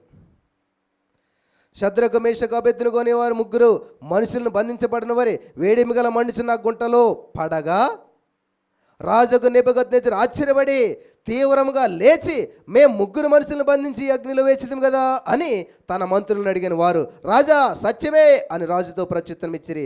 అందుకు రాజు, నేను 4 మనుషులను బంధకములు లేక అగ్నిలో సంచరించడు చూచుచున్నాను. వారికి హానేమీ కలగలేదు. 4వ రూపం దేవతల రూపమును పోలింది. వారికి ప్రత్యుత్తరం ఇచ్చాను. అంతటా నెబుకద్నెజరు వేడిమి గల మండుచున్న అగ్నిగుండం వాకిలి దగ్గరకు వచ్చి, శద్రకు మేషకు అబేద్నెగో వర్లారా, మహోన్నతులకు దేవుని సేవకులారా, హల్లెలూయా. అయ్యి బాబోయ్, ఏంటి ఈయన మాటలు కూడా మనకి వినిపిస్తున్నాయి అంటే ఇంత గట్టిగా పిలుస్తున్నాడా? పరలోక రాజ్యానికి వినపడేలా కరుస్తున్నాడా ఈ రాజు అని చెప్పి, పోను మనం పరలోకంలో ఉంటే ఆయనకి ఎలా కనిపిస్తున్నాం అన్నప్పుడు రియలైజేషన్ అయ్యారంట. అయ్యి బాబు, ఇదంతా ఇక్కడే ఉన్నాం మనం భూలోక రాజ్యాలను అని చెప్పి అనుకుంటే వాళ్ళు చూశారనమాట. ఓహో, దేవుడు మన పక్షాన ఉన్నాడు, హల్లెలూయా, దేవుడు మనతో ఉన్నాడు. అప్పుడు వాళ్ళ మనోనేత్రాలు వెలిగించబడ్డాయంట. ఆమేన్. అర్థమైందా? శ్రమలు నీ మనోనేత్రాలు వెలిగిస్తాయి, బంధకాలు నీ మనోనేత్రాలు వెలిగిస్తాయి, ఇబ్బందులు నీ మనోనేత్రాలు వెలిగిస్తాయి. అగ్నిగుండంలోకి వెళ్ళనంత వరకు ఎప్పుడైనా శద్రకు మేషకు అబేద్నెగో వారు యేసు ప్రభువుల వారిని చూసారా? చూడలేదు. అంటే సమస్య దేవుని ప్రత్యక్షత కొరకే. ఆమేన్. అలజడి అద్భుతం కొరకే. అదొక మెసేజ్, ఒక ఆధారం చెప్పాను, వినండి అది. అలాగే ఇక్కడ వీళ్ళ జీవితంలో ఏమైందంట, ఎప్పుడైతే అగ్నిగుండంలోకి వెళ్ళారో ఏమి చూడండి, శోధించబడిన మీదట సువర్ణ మరింత ప్రకాశవంతం అవుతుంది కదా. అంటే అందులో ఉన్నటువంటి ఆ మకిలి అదంతా కూడా పోతుంది కదా. వీళ్ళకున్న బంధకాలు, కట్లు ఇవన్నీ కూడా పోయినాయి అంట. హల్లెలూయా, ఫ్రీడమ్ వచ్చింది. వీళ్ళ కన్నులకున్న పొరలు రాలిపోయి ఈ మనోనేత్రాలన్నీ కూడా వెలిగించబడ్డాయి. అప్పుడు వెలిగింపు వచ్చిందంట. దేవుని చూడగలుగుతున్నారు, దేవునితో సంచరిస్తూ ఉన్నారు, దేవునితో తిరుగుతూ ఉన్నారు. హల్లెలూయా, హల్లెలూయా. ఈరోజున నా ప్రియమైనటువంటి సహోదరి స్నేహితులారా, మీ జీవితంలో వచ్చే ప్రతి శోధన యేసయ్యకి నిన్ను దగ్గరగా చేయాలి, యేసయ్యని ఇంకా స్తుతించేలా చేయాలి, యేసయ్యని ఇంకా మహింపరిచేలా చేయాలి. ఆమేన్, ఆమేన్. యేసయ్యతో కలిసి నడిచేలా చేయాలి. అంతేగాని కృంగిపోకూడదు, శోధనలో కృంగిపోకూడదు, శ్రమల్లో కృంగిపోకూడదు, ఇబ్బందుల్లో కృంగిపోకూడదు. ఎందుకంటే నీకు శ్రమ బాగా ఎక్కువై కొలది యేసయ్య ఇంకా దగ్గర అయిపోతాడు. ఆమేన్. యేసయ్య దగ్గర కాదు, యేసయ్యకి మీరు దగ్గర అయిపోతారు. మీ మనోనేత్రాలు అప్పుడు వెలిగించబడతాయి అన్నమాట. అప్పుడు అసలు తెలుస్తుంది అనమాట. క్షవరం అయితే కానీ వివరం తెలియదు అంటారు కదా. ఈ రెప్పలన్నీ కరిగిపోతాయి అనమాట. అప్పుడు క్షవరం అవుతుంది అనమాట. సమస్య వచ్చాకే, ఈ శోధన అంతా వచ్చాకే ఏది కరగాలో ఏది పోవాలో అంత పోయి అస్సలు బయటపడుతుంది అనమాట. హల్లెలూయా, హల్లెలూయా, హల్లెలూయా. లోకాసు వార్త 24:13లో ఎంఐ గ్రామానికి వెళ్తున్నటువంటి 2 శిష్యులు ఉన్నారంటండి. వాళ్ళిద్దరు ఏదో మాట్లాడుకుంటూ వెళ్ళిపోతున్నారు. సడన్గా ఆయన వచ్చి జాయిన్ అయిపోయాడు. ఎవరంట? యేసుప్రభువారే. యేసుప్రభువారు సిలువేయబడ్డాడు, చనిపోయాడు, అంతా చాప్టర్ క్లోజ్. మా ఆడవాళ్ళు అంతా వెళ్ళారా బాబు, ఏదో తైలలు పోతారని పొద్దుటేనే మా ఆడదెళ్ళింది కానీ అక్కడ వెళ్తే ఏముంటుంది, బాడీ ఉంటుంది. ఆ బాడీ కూడా లేదు, ఎవరు ఎత్తుకుపోయారు అని వీళ్ళు మాట్లాడుకుంటున్నారంట. వీళ్ళు మాట్లాడుకుంటుంటే అవునా అలా జరిగిందా అని చెప్పి యేసుప్రభువారు వాళ్ళతో మాట్లాడుతూ ఉన్నాడు. ఈ జర్నీ జరుగుతూనే ఉందన్నమాట. సడన్గా వాళ్ళు ఒక చోటుకి వెళ్ళిన తర్వాత అక్కడికి వెళ్ళి మరి వాళ్ళతో పాటు యేసుప్రభువారు రొట్టె విరిచి తింటాకి వాళ్ళకి రొట్టెకి ఇచ్చిన తర్వాత అదృశ్యమైపోయాక అప్పుడు అర్థమైందంట. హల్లెలూయా, హల్లెలూయా. ఇక్కడ గమనించాలి, మీరు ఎరుగని ఒకరు మీతో ఉన్నారు, మీలో ఉన్నారు, కానీ మీరు గుర్తించటం లేదు. నీవు గుర్తించినటువంటి యేసయ్య నీతో పాటు జర్నీ చేస్తూ ఉన్నాడు, నీతో పాటు ప్రతి ప్లేస్లో ఉన్నాడు, కానీ నువ్వు గుర్తించట్లేదు. వీళ్ళు ఏమనుకున్నారు, ఎవరు లేరు మన ఇద్దరం అనుకున్నారు. ఈ రోజున నువ్వు బాత్రూంలో స్నానం చేస్తున్నా కానీ, నువ్వు ఫ్లైట్లో ప్రయాణం చేస్తున్నా కానీ, ఎక్కడున్నా సరే నేను ఒంటరిని అనే మాట ఎప్పుడు మాట్లాడొద్దు. దేవుడు నీకు తోడుగా ఉన్నాడు. ఏ పరిస్థితుల్లో నువ్వు ఉన్నా సరే, ఏ స్థితిలో నువ్వు ఉన్నా సరే, యేసయ్య నీకు తోడుగా ఉన్నాడు. హల్లెలూయా, హల్లెలూయా, హల్లెలూయా. చాలా జాగ్రత్తగా గమనించాలి ఈ సత్యాన్ని. ఈ అమ్మాయికి వెళ్తున్న శిష్యులంట సడన్గా అప్పుడు చూశారంట, అరే మనతో ఉన్న ఆయన యేసయ్య అన్నప్పుడు వాళ్ళకి వెలిగించబడ్డదంట. మనోనేత్రాలు అప్పుడు వెలిగించబడ్డాయంట. ఆమేన్, ఆమేన్. అలాగే ఇక్కడ యోహాను ప్రకటన గ్రంథం 1:12 మనం చూసినట్లయితే అక్కడ ఒక మాట రాయబడింది. ప్రకటన గ్రంథం 1:12 ఏమనున్నదంటే, ఇది వినగా నాతో మాట్లాడుతున్న స్వరం ఏమిటో అని నేను చూడ తిరుగగా 7 సువర్ణ దీపస్తంభములను, ఆ దీపస్తంభముల మధ్యన మనుష్య కుమారుని పోలిన ఒకని చూచి తిని. ఆమెన్. ఇంకా అర్థమైపోయింది మీకు అందరికీ. ఏం చేశాడంట? ఏంటా స్వరం అని చెప్పి చూశాడంట. ఇక్కడ మనం గమనించినట్లయితే నా ప్రియమైనటువంటి సహోదరి స్నేహితులారా, సంఘాల మధ్య ప్రభు సంచరిస్తూ ఉన్నాడు. యోహాను గారికి ఒక కళ వచ్చింది. ఆ కళలో ఏదో అనుకుంటున్నాడు, కానీ ఇక్కడ దీపస్తంభాలు ఏంటంటే సంఘానికి సాదృశ్యం. హల్లెలూయా, హల్లెలూయా. దీపస్తంభాలు సంఘాలకి సాదృశ్యంగా ఉన్నాయి. ఆ సంఘాల మధ్య దేవుడు సంచరిస్తూ ఉన్నాడు. ఈ రోజున అది గుర్తించట్లేదు ఎవరు కూడా. దేవుడు సంచారం చేస్తూ ఉన్నాడు, దేవుడు మన మధ్యలో ఉన్నాడు అనేటువంటి సత్యం తెలిసిన రోజున చాలా అద్భుతాలు చూస్తాం. నా చిన్నతనంలో నేను 4-3 తరగతుల్లో మా అమ్మగారు బాగా సినిమాలు చూసేవారు. నన్ను కూడా సినిమాకి తీసుకెళ్తే అందులో ఏం చేస్తారంటాడు, దొంగతనం చేస్తారనమాట. చూసి ఇంట్లో డబ్బులు దాస్తుంటే, అమ్మ ఎవరైనా చూస్తున్నారేమో తలుపేసే అంటాడు. తలుపేసి వస్తుంది పిల్ల. కానీ నాన్న ఎవరో ఇంకొకరు చూస్తున్నారని చెప్పి ఏం చేస్తుంది, ఆ గోడకున్న ఫోటోకి చేయొడ్డెడుతుంది. ఎవరు చూస్తున్నారంట? దేవుడు చూస్తున్నాడు నాన్న అని చెప్పి ఆ చేయొడ్డెడుతుంది. యెహోవా కన్ను దృష్టి లోకమంతా సంచారం చేస్తుంది. నువ్వెవరో చూడలేదు, ఎవరు లేరు అని నువ్వు అనుకుంటున్నావే, కానీ దేవుడు చూస్తున్నాడు. హల్లెలూయా. నిజంగా మీరే పని చేసినా, పౌలు గారు బలి చెప్తాడు, మీరేమి చేసినాను ప్రభునకు వలే. అంటే ఈ కూర వండుతుందని యేసుప్రభుకి అని వండాలన్నమాట. ఈ యొక్క బట్టలు ఐరన్ చేస్తున్నారు యేసుప్రభు వరకే అని చేయాలన్నమాట. ఈ హౌస్ క్లీన్ చేస్తున్నాను ఇది యేసుప్రభు వరకు అని చేయాలన్నమాట. అలా చేశారనుకోండి, అసలే తన పనిలో నిపుణత గలవారిని చూసారా, అలుపులు ఎదుట కాదు వాడు రాజులు ఎదుట నిలబడతాడంట. హల్లెలూయా, హల్లెలూయా. కాబట్టి ఈ రోజున చాలామంది అనేకులు ఎరగట్లేదు ఏంటది, సంఘాల మధ్య యేసుక్రీస్తు ప్రభువు సంచరిస్తూ ఉన్నాడు. ఆమేన్. ఆదికాండం 42:8 మనం చూసినట్లయితే అక్కడ ఒక అద్భుతమైన సంఘటన జరుగుతుంది. యోసేపుని బానిసగా ఐగుప్తు దేశానికి అమ్మేశారు. అయిపోయాడు అనుకున్నారు అంతా కూడాను. ఒకనొక రోజున మరి అన్ని దేశాలకి కరువు వచ్చింది. యోసేపు అన్నదమ్ములు వెళ్ళారంట. ఎక్కడికి? ధాన్యం కొనుక్కోవటానికి ఐగుప్తు వెళ్ళారంట. ఐగుప్తు వెళ్ళిన తర్వాత ధాన్యం అమ్ముతున్న వ్యక్తి ఎవరు అక్కడ? యోసేపు. కానీ ఆ విషయం వీళ్ళకి తెలీదు. అసలు అక్కడ యోసేపు ఎందుకుంటాడు, ఈ స్థితిలో ఎందుకుంటాడు అని చెప్పి వాళ్ళు మహాప్రభు అని చెప్పి నమస్కారం చేస్తారు. అంతా బాగుంది. కానీ యోసేపు 17 సంవత్సరాల వయసులో వెళ్ళిపోయాడు కదా. అక్కడ ఐగుప్తు సాంప్రదాయం ఏంటంటే ఈ కొనుబొమ్మలన్నీ తీసేస్తారన్నమాట. ఏముండవు ఇంకా. ఇక్కడ దాకా క్యాప్ పెడతారు. మొత్తం అదొక డిఫరెంట్ కల్చర్ కాబట్టి ఇంకా ఆ వ్యక్తి ఎవరో మనం గుర్తుపట్టలేం. వాళ్ళు గుర్తుపట్టకపోవటానికి అక్కడేమీ తప్పేమీ లేదు, కానీ మొత్తం ఆకారం అంతా మారిపోయింది. కవచం వేసుకుంటే అంత ఇలా ఉన్నాడు కదా యోసేపు, పేరు కూడా మారిపోయింది. కాబట్టి వాళ్ళు వచ్చారు, మహారాజు అనేది మాట్లాడారు. కానీ ఇదంతా ఎవరు గుర్తించాడు? యోసేపు గుర్తుపడుతున్నాడు. అరే వీళ్ళ నా అన్నలు కదా అని చెప్పి ఆయన గుర్తుపట్టంట చాటుకి వెళ్ళిపోయి ఏమెరగనట్టు ఏడ్చేస్తున్నాడంటే మళ్ళీ వస్తున్నాడంట. ఇదంతా ఎవరు గుర్తుపట్టాడు? యోసేపు.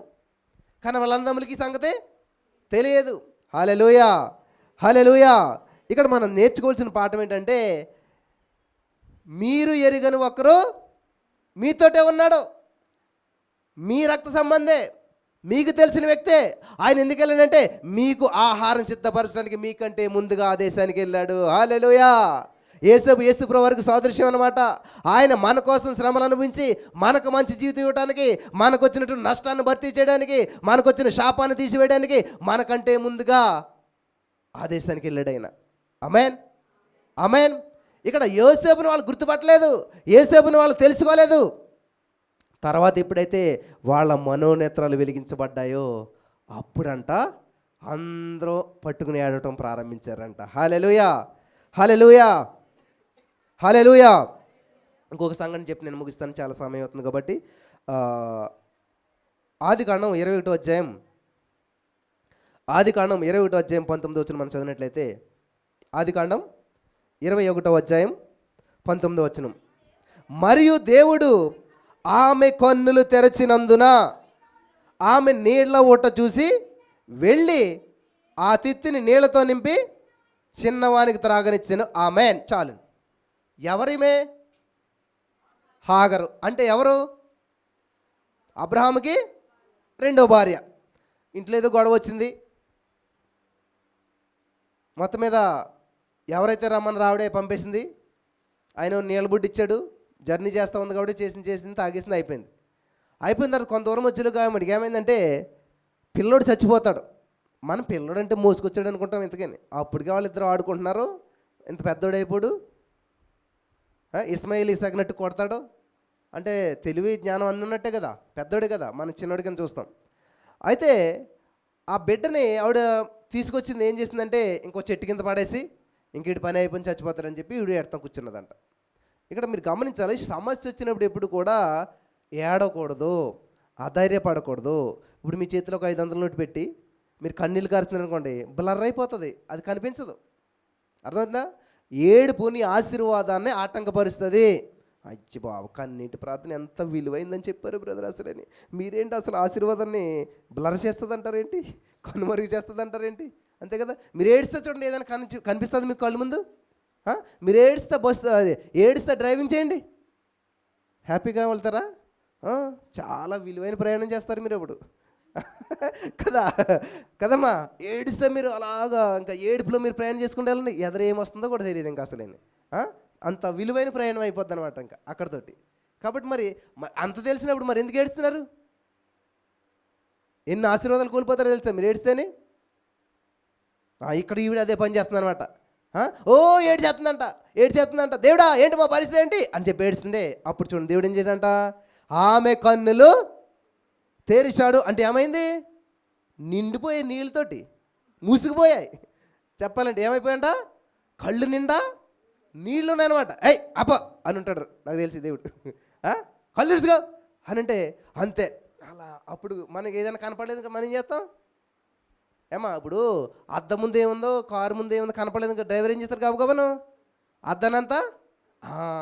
అప్పుడు ఒకవేళ మీకు ఎదరం పెద్దలు చూడండి, ఎదరేమైనా కనపడలేదు అనుకోండి, ఏం చేస్తారు? జేబులో ఉన్న కచ్చిప్ తీసి కళ్ళజోడు తీసి ఇట్లా తుడిసి అప్పుడు ఏం చేస్తారు? ఇట్లా పెట్టు. నువ్వా అంటే అంతకుముందు వేరేనా? కాదు కదా, వాళ్ళే. కానీ ఎందుకు కనిపించలేదు? ఏదో అడ్డొచ్చేసింది మధ్యలోను. కాబట్టి నేను ఏడ్చే ప్రార్థన అంత ఎంకరేజ్ చేయను, తప్పని నేను ఏమంటలేదు. యేసుప్రభువు కూడా ఏడ్చాడు, రోధించాడు, హెబ్రీ పత్రికలో ఉంటుంది. నేను ఒకనొకరోజు చూపిస్తాను ఏ సందర్భంలో ఏడ్చాడు, ఎందుకు ఏడ్చాడు అనేటువంటిది. అంతేగాని చీటికి మాటకి నా పెద్ద కూతురు ఏదైనా అన్న అంటే అంతే ఇలా వచ్చింది బలబల నీరు. అలా చాలామందికి చిన్న విషయాన్ని కూడా ఏడ్చేస్తుంటారు అన్నమాట. పోనీ నిజంగా ఏడుపు చేసిన ప్రార్థనలోనే ఫలితాలు ఉన్నాయని చూద్దాం అనుకుందాం. మీలో ఏడవని రోజు ఒకటన్నా ఉందేమో చెప్పండి. ప్రతిరోజు ఏడుతూనే ప్రార్థన చేస్తారు, మరొక ఫలితమైనా పొందుకున్నారా? కానీ నేను ఒక్కరోజు కూడా ఏడకుండా ప్రార్థన చేశాను, అనేక ఫలితాలు పొందుకున్నాను. మరి ఏం ఫాలో అవుదాం? మీరు నన్ను ఫాలో అవుతారు, నేను మిమ్మల్ని ఫాలో అవ్వాలా? పౌలు గారు ఏమంటాడు తెలుసా? క్రీస్తుని పోలి నేను నడుచుకున్న ప్రకారం నా వెనకలు వచ్చేసాను మీరు కూడాను. మీరు క్రీస్తుని పోలి నడుచుకున్నట్లేదైనా నేను నడుస్తున్నా, ఆయన చేపట్టుకుని మీరు నా చేపట్టుకుని వచ్చేసేయండి, ఈజీగా ఉంటుంది మీకు అని చెప్తున్నాడు. హల్లెలూయా, హల్లెలూయా. కాబట్టి ఇప్పుడు ఏడుస్తుంది అనమాట. ఏడుస్తుంటే ఆ దేవుడు అన్నాడు తెలుసా, ఆపుతావా? ఆపు, కొంచెం కన్నీళ్ళు తుడుచుకో అంటే శుభ్రంగా అదంతా తుడుచుకున్నాక ఇలా తుడుచుకుంటే అక్కడ ఏమున్నదంట, పక్కనే నీటి ఊట ఉన్నదంట. అచ్చి బాబు ఏంటిది, దీనికోసమే కదా ఇంత చెప్పుడు బట్టి ఏడుతున్నాను నేను అని ఇప్పుడు చూసిందంట. ఇంక చూసిన తర్వాత ఇంక మళ్ళీ దేవుడితో సంబంధం ఏమైనా ఉంటుందా? వెళ్ళినట్టునే వెళ్ళి గబగబా నీళ్ళు చిత్తుడు అక్కడ నింపుకొని ఆడికి తాగించిందంట. హల్లెలూయా, హల్లెలూయా. ఇక్కడ మీరు గమనించవలసిన విషయం ఏంటంటే, హాగరు ఏడ్చాక నీటి ఊట ఇచ్చాడా దేవుడు? హాగరు అక్కడ రాకముందే నీటి ఊట ఉన్నది. హల్లెలూయా. అసలు నీ సమస్య నీకు పుట్టక ముందే, పరిష్కారం ముందే పుట్టించేశాడు దేవుడు. హల్లెలూయా. అసలు నీకు రోగం రాకముందే స్వస్థతను ఆల్రెడీ దేవుడు ఇచ్చేశాడు. ఆమేన్, ఆమేన్. హాగర్కి బిడ్డకి దాహం అవుతుందని తెలిసి ఆ దాహం అనేది పుట్టకముందే ఆల్రెడీ నీటి ఊట పుట్టి ప్రవహిస్తూనే ఉన్నది. హల్లెలూయా, హల్లెలూయా. ఈ రోజున నీ ప్రతి సమస్యకు పరిష్కారాలు ప్రవహిస్తూనే ఉన్నాయి. నువ్వెందుకని కనుగొనలేకపోతున్నావు, నువ్వెందుకని చూడలేకపోతున్నావు అంటే నీ మనోనేత్రాలు మూయబడ్డాయి కాబట్టి. నువ్వు ఈ లోకంలో ఏడుస్తూ ఉన్నావు, కన్నీరు కారుస్తూ ఉన్నావు, బాధతో నింపబడ్డావు, భయంతో నింపబడ్డావు. భయపడుట వలన ఉరి వస్తూ ఉన్నది. కానీ ఎప్పుడైతే ధైర్యం తెచ్చుకున్నావో, యేసుని బట్టి ధైర్యం తెచ్చుకున్నావో, నీ సమస్యకు ఆల్రెడీ పరిష్కారం అక్కడే ఉంది. యేసు ప్రభువు సమస్య పరిష్కరించాడా? ఆవిడకి ఆవిడే పరిష్కరించుకుందా?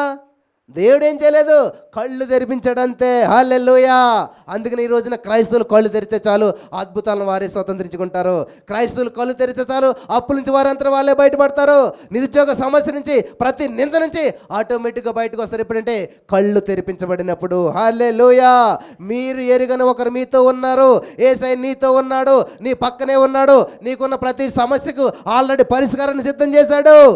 నీ కళ్ళు మూసుకుపోయి, చెప్పాలంటే నేను ఒక విధంగా కళ్ళు మూసుకుపోయాయి కాబట్టి నీ యొక్క ఆశీర్వాదం నువ్వు అనుభవించలేకపోతున్నావు. ఇంకా నింద, అవమానం, బాధ, దుఃఖంలో జీవిస్తున్నావు అంటే కళ్ళు మూసుకుపోయిన అర్థం అనమాట. నిజంగా నీ మనోనేత్రాలు తెరవబడిన రోజున అద్భుతాలను చూస్తావు. హల్లెలూయా. ఎప్పుడైతే నీళ్ళు తాగి కడుపు నిండాయో వెంటనే ఏం చేస్తున్నాడండి ఆవిడ? యెహోవా పేరు పెడుతుంది దేవుడికి. యెహోవా చూసుకొనును. హల్లెలూయా. యెహోవా ఈరే దేవా, నువ్వు చూచుచున్న దేవుడు. ఈవిడు చూస్తుంది, నేను దేవుడు చూస్తున్న దేవుడా అంటే అప్పుడు దాకా చూడలేదా? అప్పుడు దాకా మూసుకున్నాడా? ఏమా ఆలోచించండి, ఈ మాటలకు అర్థం ఎలా ఉన్నదాను. అప్పుడు అంటున్నాను నువ్వు చూచుచున్న దేవుడు అంటే ఈవిడ సమస్య పరిస్థితి నుంచి చూసిన దేవుడు. లేకపోతే దేవుడా కళ్ళు మూసుకొచ్చినా నా బిడ్డ చచ్చిపోతున్నాడు అని చేసి ఉంటుంది ప్రార్థన. నాకు భలే విచిత్రం మీద దేవుడు కొంత చూస్తే నా బిడ్డ అంటే కొన్ని మూసుకుని కొంత చూస్తాడా? గేమ్ ఆడుతున్నాడు దేవుడు. ఏమన్నాను భలే మాట్లాడతాడు ఊర్లోను. ఆయన ఏమంటాడు? నేను కునుకను, అసలు కునుకుపోటే తీయడంటాను. ఈడేమంటుంది? చూస్తే ఒక కన్నుతోటంట నా బిడ్డ బతికేవాడు కదా, ఇది ఎలాగయ్యేది కదా అని వీళ్ళ సొంత మాటలు మాట్లాడుతుంటారు. కానీ దేహం ఒక కన్ను దృష్టి లోకమంతా సంచారం చేస్తుంది. దేవుడు కునుకడు, నిద్రపోడు. హల్లెలూయా. హల్లెలూయా. హల్లెలూయా. కాబట్టి ఇక్కడ హాగరు ఎరుగనటువంటి నీటి ఊట అక్కడ ఉంది. హాగరు ఎరగలేదు అంతేగాని నీటి ఊట అక్కడే ఉన్నది. నీటి ఊటలో ప్రాబ్లం లేదు, దేవుడిలో ప్రాబ్లం లేదు, హాగర్లో ప్రాబ్లం ఉంది, హాగర్ చూపులో ప్రాబ్లం ఉంది. హల్లెలూయా. ఈ రోజున నీకు సమస్య ఉందంటే సమస్యకి పరిష్కారం ఆల్రెడీ ఉంది. ప్రాబ్లం నీలోనే ఉంది, దాని పరిష్కారం నువ్వు స్వతంత్రించుకోలేకపోతున్నావు. ఈ రోజున యేసయ్య నా మనోనేత్రాలు వెలిగించినందుకు వందనాలు, నాకు సిద్ధపరిచిన దాన్ని నడిపించడానికి నువ్వు సహాయం చేసినందుకు వందనాలు, ఆమేన్ అని నువ్వు పలికినట్లయితే అద్భుతాలు దేవుడు చూపిస్తాడు నీకు. హల్లెలూయా. హల్లెలూయా. ప్రసంగి 3:11 దేని కాలమున అది చక్కగా ఉండినట్లు. ఆమేన్. ప్రతిదానికి దేవుడు ఒక కాలం పెట్టాడంట. దేని కాలమున అది చక్కగా ఉన్నట్లు. బ్రదర్ మరి నాకు ఎందుకు జరగట్లేదు, నేను అన్నీ ఇలా చేస్తున్నాను అలా చేస్తాను అయినా జరగట్లేదంటే ఖచ్చితంగా దేవుడు ఒక కాలాన్ని నిర్ణయించాడు. ఆమేన్. ఆ కాలం నువ్వు పైకి వస్తావు, అందరూ ఆశ్చర్యపోతారు. నీకు జరిగే వివాహాన్ని బట్టి, నీకు వచ్చిన ఉద్యోగాన్ని బట్టి, నువ్వు చేస్తున్న పనిని బట్టి అనేక మంది ఆశ్చర్యపోతారు. హల్లెలూయా. రోజుకు 18 గంటలు చదివి తెలుసా నేను బీఎస్సీ బీఈడీ చేసి డిఎస్సి కోసం అని చెప్పి 2008 సంవత్సరం అంతా అస్సలు సూర్యకాంత్ మనకు సంబంధం లేదు. ఇంకా 40 రోజులు ఇంట్లో కూర్చుని చదువుడు అనమాట.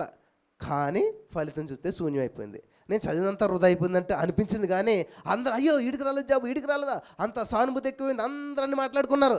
అంతే నా జీవితం యేసేపులాగా ఊరిని ఉన్నవారిని అందరిని విడిచిపెట్టి హైదరాబాద్ వచ్చేసాను. కనుమరుగైపోయాను. అందరూ ఏమైపోయాడు, అసలు ఏమైపోయాడు ఏంటి అనుకున్నారంతా కూడా. సడన్గా ప్రత్యక్షమైన ఎక్కడ, ఇంటి దగ్గర కాదు, యూట్యూబ్లోంచి అనమాట. హల్లెలూయా. హల్లెలూయా. ఎవడు ఫోన్ ఓపెన్ చేసినా ఇంకంతే రావటం అనమాట. రావటం అయ్యి బాబోయ్ ఈడు అయిపోయాడు, ఏమైపోయాడు అనుకున్నాం, అడ్రస్ లేడు అనుకున్నాం, అసలు ఏం చేస్తున్నాడు, ఎక్కడున్నాడు ఏంటి అనుకున్నాం. కానీ సడన్గా ఏంటిడు. హల్లెలూయా. యూసుఫ్ గురించి కూడా అలాగే చెప్పుకున్నారు ప్రపంచం అంతా కూడా. అయ్యో గుంట్లో పడేసామే, చంపేసాం అనుకున్నామే, చచ్చిపోయాడు అనుకున్నామే, పోయాడు అనుకున్నాం, లేడనుకున్నామే, సడన్గా ఏంటి. ఇంకేమన్నా మాట్లాడే అవకాశం ఉన్నదా? ఒకనొక రోజు రాబోతుంది నీ జీవితంలో కూడా. హల్లెలూయా. ఎదురు చెట్టు ఎదిగినట్టు 45 రోజుల్లో నీ జీవితం అంతా కూడా ఊహకందని రీతిలో దేవుడు హెచ్చించబోతున్నాడు. హల్లెలూయా. నమ్మిన వారు స్వతంత్రించుకుందరు గాక, నమ్మిన వారు నా పోర్షన్ ఇది నమ్ముదురు గాక. ఆమేన్. ఆమేన్. హల్లెలూయా. హల్లెలూయా. కాబట్టి ఇక్కడ మనం చూసినట్లయితే నా ప్రియమైనటువంటి సహోదరి స్నేహితులరా, మోసే జీవితంలో ఒక అద్భుతాన్ని దేవుడు చేస్తున్నాడు. నిర్గమకాండం 15:25 చూసి ముగిందాం. నిర్గమకాండం 15:25. నిర్గమకాండం 15:25. అతడు యెహోవాకు మొర్రపెట్టెను, ఒక చెట్టును చూపెను, అది నీళ్ళలో వేసిన తరువాత నీళ్లు మధురములాయెను. హల్లెలూయా. ఎంత అద్భుతం అండి ఇక్కడ. ఇశ్రాయేలు ప్రజలు అప్పుడే ఎర్ర సముద్రం పాయలైంది. వింటున్నారా? అది అరణ్యయాత్రలో ఉన్నటువంటి ప్రారంభ ఘట్టం అన్నమాట. ఎర్ర సముద్రం నుంచి జనులు షూర్ అరణ్యంలోకి వెళ్ళారు. దానిలో ప్రయాణం చేస్తూ ఉన్నారు. 1 రోజు, 2 రోజులు, 3 రోజులు ప్రయాణం చేశారు. అప్పుడు అద్భుతాలు చూశారు. సముద్రం పాయలైపోవటం అంత అద్భుతం. చాలామంది జీవితాలు ఇదే, బ్రదర్ ఇంతవరకు మేము ఏది ప్రార్థన చేస్తుంది ఎంత అద్భుతాలు జరిగే తెలుసా. దేవుడు ఎంకరేజ్ చేయటం ఏం చేస్తుంది తెలుసా, దేవుడు జరుగుతున్న కొత్తలో ఏది అడుగుతుంది ఎలా పడితే అలాగ అద్భుతాలు జరిగిపోతాయి. సడన్గా ఈ 3 రోజులు ముందుకెళ్తారు కదా, కొంచెం దేవుళ్ళు డీప్ అవుతారు కదా, ఇంకా అక్కడ నుంచి చేదు. బా అసలు ఏం ప్రార్థన చేసినా జరగట్లేదు బ్రదర్, అసలు అంతా చేదు, అన్ని చేదు అనుభవాలే. అందరూ నిందిస్తున్నారు, ఇంట్లో వాళ్ళు నిందిస్తున్నారు, స్నేహితులు నిందిస్తున్నారు, అన్ని వైపుల నుంచి. ఇక్కడ ఏమైందంటే 3 రోజులకే చూడండి ఎర్ర సముద్రం పాయలైపోయింది. ఎగిరి గంతులేశారు. దేబోరా గారు పాట పాడుతుంటే అబ్బో పండగ. అటువంటి పండుగ నుంచి ఎక్కడికి వెళ్ళిపోతుందంట, సడన్గా చేతిలోకి వెళ్ళిపోతుంది అనమాట. అయ్యో చాలామంది జీవితాలు బయటపడిపోతున్నాయి. ఇక్కడ అందరిది అలాగే ఉంది కదా. ఎన్ని అద్భుతాలు అనుకుంటున్నారు బ్రదర్ గతంలో మా జీవితంలో, అన్ని అద్భుతాలే. ఏ వ్యాపారం చేసినా, ఏ పని చేసినా, ఏ ఉద్యోగం అప్లై చేసినా అంత అద్భుతమే. కానీ సడన్గా చేతిలోకి వెళ్ళిపోయాం, అంతా చేదులాగా మారిపోయింది. అయితే మరి ఏం చేయాలి ఇప్పుడు, ఏం చేయాలి? చేదంట అసలు తాగటాకే. అప్పుడు వీళ్ళు ఏం చేస్తున్నారంట, సనుగుడు మొదలు పెట్టారంట. గమనించాలి, చాలా ప్రమాదకరమైనటువంటిది ఏంటంట, మర్మరింగ్, చనుగుడు అనేటువంటిది. ఈ సనుగుడు వల్ల ఏమవుతుందంట, బైబిల్ గ్రంథంలో చూసినట్లయితే ఇజ్రాయేల్ ప్రజలు ఎందుకు చచ్చిపోయారంట. 1 కొరింథీ 10:10 ఏమని ఉంటుందంటే, వారు సణిగి సంహారకుని చేతిలో నశించారు. మీకు అందరికి ఉండే అలవాటు ఇది, ఆడవాళ్ళకి అసలే బాగా ఉంటుంది అనమాట. ప్రతి ఉప్పు ఎత్తా సనుగుతారు, కారం ఎత్తా సనుగుతారు. ఎవరు సాయం చేయరు, అసలు ఎవరు పట్టించుకోరు. అసలు ఇదంతా ఇదే, ఎంతమందికి వండాలి అంతమందికి వండాలి. మా అత్తగారు అసలే పట్టించుకోదు, ఇంటి పని చూడదు, వంట పని చూడదు, ఆయన ఎక్కడ ఉంటాడు ఈయన ఎక్కడ ఉంటాడు కదా, రోజు ఇదే సనుగుతానే చేస్తుంటారు అనమాట. ఇదిగో నా కూతురు ఇంత ఎదిగింది కానీ ఇది అసలు ఇంట్లో పని చేయదు, అసలేని ఎప్పుడు చదువుతూనే ఉంటుంది, అదంటది ఇదంటది. అయ్యో ఓయ్ ఇదే జరుగుతుంటుంది అంతా కూడా కదా. దయచేసి సనగొద్దు, అసలేని చాలా డేంజర్ అనమాట. సనిగేవారు సైతానికి అడిగి దగ్గరగా ఉంటారు. సనిగేవారు స్తుతించలేరు, స్తుతించేవారు సనగలేరు. హల్లెలూయా. మీరు ఎవరు మరి ఇంతకని మీరు లేదు బ్రదర్, స్తుతించేవాళ్ళమే. పైకి మాత్రం ఇక్కడ మాత్రం మంచిగా ముసుగేసుకుని మేము స్తుతించే వాళ్ళమే, స్తుతిస్తూనే ఉంటాం ప్రతి అడుగులో. Thank you Jesus, thank you Jesus, thank you Jesus. నిజమేనా? అలా చెప్పారంటే మీరు ఇలా ఉంటారు రాబోయే రోజుల్లో. నెక్స్ట్ ఇయర్కి వేరే లెవెల్లో ఉంటారు మీరంతా కూడా. హల్లెలూయా. పోనీ ఇంతవరకు ఏదో గడిచిపోయింది వదిలేసేయండి, దేవుడు అంతా క్షమించేశాడు. ఇక్కడ నుంచి మీరు ఏం చేస్తారంటే స్తుతించేవారుగా ఉండండి. ఏదేమైనా సరే మీ బిడ్డ ఒకవేళ మీ చెప్పిన మాట thank you Jesus, thank you Jesus అంట చేయండి పని. అంతే కానీ దాని ముఖం చూడకూడదు, అసలే పని అట్లా కానొద్దు. ఏం చేస్తారు తెలుసా, వాళ్ళు మీ ఆయన ఏం తిడుతున్నా సరే, మీ ఆయన గట్టిగా తిడుతున్నారు అనుకోండి, thank you Jesus, thank you Jesus అంట ఆ పని చేసుకోండి. కానీ అంతేగాని ఆయన ఇలా చేస్తున్నాడు, అలా చేస్తున్నాడు, అలాటోడు ఇలాటోడు ఈ సనుగుడు వద్దు. ఏం చేయాలి, సనుగుడిని స్తుతిగా మార్చేసుకోండి. హల్లెలూయా, హల్లెలూయా, హల్లెలూయా, హల్లెలూయా. స్తుతించేవారు దేవుని సన్నిధిని అనుభవిస్తారు, స్తుతించేవారు అద్భుతాలను ఆకర్షిస్తారు, స్తుతించేవారు యవ్వనాన్ని ఆకర్షిస్తారు. హల్లెలూయా. కాలేబు స్తుతించే వ్యక్తి అంట 80 సంవత్సరాల వయసులో కూడా 40 సంవత్సరాల వయసు కలిగినటువంటి వాడిగా ఉన్నాడు. స్తుతించేవారు బలవంతులుగా ఉంటారు, స్తుతించేవారు శక్తివంతులుగా ఉంటారు, స్తుతించేవారు యవ్వనస్తులాగా ఉంటారు. హల్లెలూయా, హల్లెలూయా, హల్లెలూయా, హల్లెలూయా. కాబట్టి ఇక్కడ చాలా అద్భుతమైన విషయాలు తెలియజేస్తున్నాడు దేవుడు. అయితే వీళ్ళు 3 రోజులు వెళ్ళాకంట చేదొచ్చిందంట. చేదొస్తే దగ్గర 30 లక్షల మంది సనుగుడు ప్రారంభించారంట. ఓ మోసే ఎక్కడ సమాధి లేవా, ఎక్కడ తీసుకొచ్చా మమ్మల్ని, ఏంటి నీళ్ళేంటి, ఈ పరిస్థితి ఏంటి? అప్పుడే కదా వెనక్కి తిరిగి అక్కడ ఎర్ర సముద్రం పాయలైంది, దాటొచ్చారు. 3 కిలోమీటర్ 3 రోజుల ప్రయాణం అంటే నాడకే కదా, ఎంత దూరం నడుచుంటారు మహాన్, 20-30 కిలోమీటర్లు నడుచుంటారు. పోని వెనక్కి తిరిగితే అక్కడే సముద్రం కనిపిస్తుంది నాకు తెలిసి. ఇంకా అంత మానేసేసి సనుగుడు మొదలెట్టారంట. అయితే చూడండి మరి ఈయన ఏం చేశాడు చూడండి ఎలా ఉంటుంది. పొద్దుట నా భార్య నా చిన్న కూతురికి, అమ్మ కొంచెం కోంబు అక్కడ ఉంది అటండి అని అన్నది. నా చిన్న కూతురు ఎత్తుంది, ఒరే అన్నాడు అక్కకి చెప్పి, కోంబు అక్కడ ఉందంట అటండి. అర్థమవుతుందా? ఈకి చెప్తే తోక చెప్తారు కదా, అలాగా వీళ్ళు ఏం చేస్తున్నారు, ఈయన మోసే మీద కంప్లైంట్ చేయండి మోసే ఎలాగంటే ఈయన ఏం చేస్తున్నాడు చూడండి. ఇక్కడ అంతాడు యెహోవాకు మొరపెట్టును, ఈయన ఏం చేస్తున్నాడు, ఏసా ఏంటిది చూసారా. ఆఫీసులో ఏదైనా కోపం వచ్చి ఆ పై మేనేజర్ ఈయన తిట్టాడు అనుకోండి, ఈయన ఏమనలేడు కదా ఆఫీసులో, ఈయన వచ్చి ఏం చేస్తాడు, ఇంటికాడ భార్యని తిడతాడు. ఆవిడేమనలేదు కదా, ఆవిడేం చేస్తుంది, పిల్లల్ని తిడుతుంది. చూసారా ఎక్కడి నుంచి ఎక్కడికి వెళ్ళిపోతుంటుంది. సేమ్ ఇది అక్కడి నుంచి ఉన్నదన్నమాట. అప్పుడు కూడా ఇది జరుగుతుందన్నమాట. ఇక్కడ ఏం జరుగుతుందంటే మోసే మీద ఎప్పుడైతే వీళ్ళు తిరగబడ్డారో మాట్లాడినారో ఈయన కోపం వచ్చేసి ఏవా ఏంటి పరిస్థితి అని ఆయన ప్రార్థన చేస్తుంటే, అప్పుడు దేవుడు ఏం చేస్తున్నాడంట, యెహోవా అతనికి ఒక చెట్టును చూపెను. అంటే చూపడం అంటే ఎక్కడ, అప్పుడు ఇత్తనేసి మొలిచి ఏమన్నా చెట్టు వచ్చింది అక్కడ, మోసే పక్కనే ఉన్న చెట్టు. కానీ ఆయన ఏం చేస్తున్నాడు, ఇటు చూస్తున్నాడు దేవుని వైపు. బాబు కొంచెం డైరెక్షన్ మార్చు, అలా చూడు, ఏమున్నది అక్కడ? అక్కడే ఉంది నీ చెట్టు, నీ పక్కనే ఉన్నది. హల్లెలూయా. ఆ చెట్టులోనే జీవం ఉన్నది, ఆ చెట్టులోనే పరిష్కారం ఉన్నది, ఆ చెట్టులోనే నీ సమస్యకు పరిష్కారం ఉన్నది. ఆల్రెడీ నీకు సమస్య వస్తుందని తెలిసే ముందుగానే అక్కడ రెడీ చేసి పెట్టించాను. హల్లెలూయా. వెంటనే వెళ్ళు, ఆ చెట్టు కొమ్మని తీసుకుని నీటిలో వేయి అంటే వేసాడు, అంతే మధురమైపోయింది, మధురంగా మార్చబడిపోయింది. హల్లెలూయా. హల్లెలూయా. చేదు ముందా మధురం ముందా?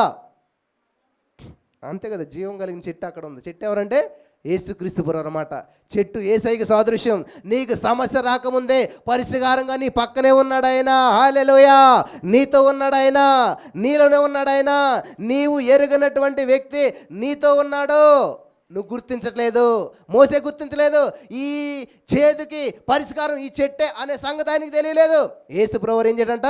చూపించాడు. అంటే మనోనేత్రాలు వెలిగించాడు. ఎప్పుడైతే మనోనేత్రాలు వెలిగించబడ్డాయో అప్పుడు చూడడం ప్రారంభించాడు. హల్లెలూయా. హల్లెలూయా.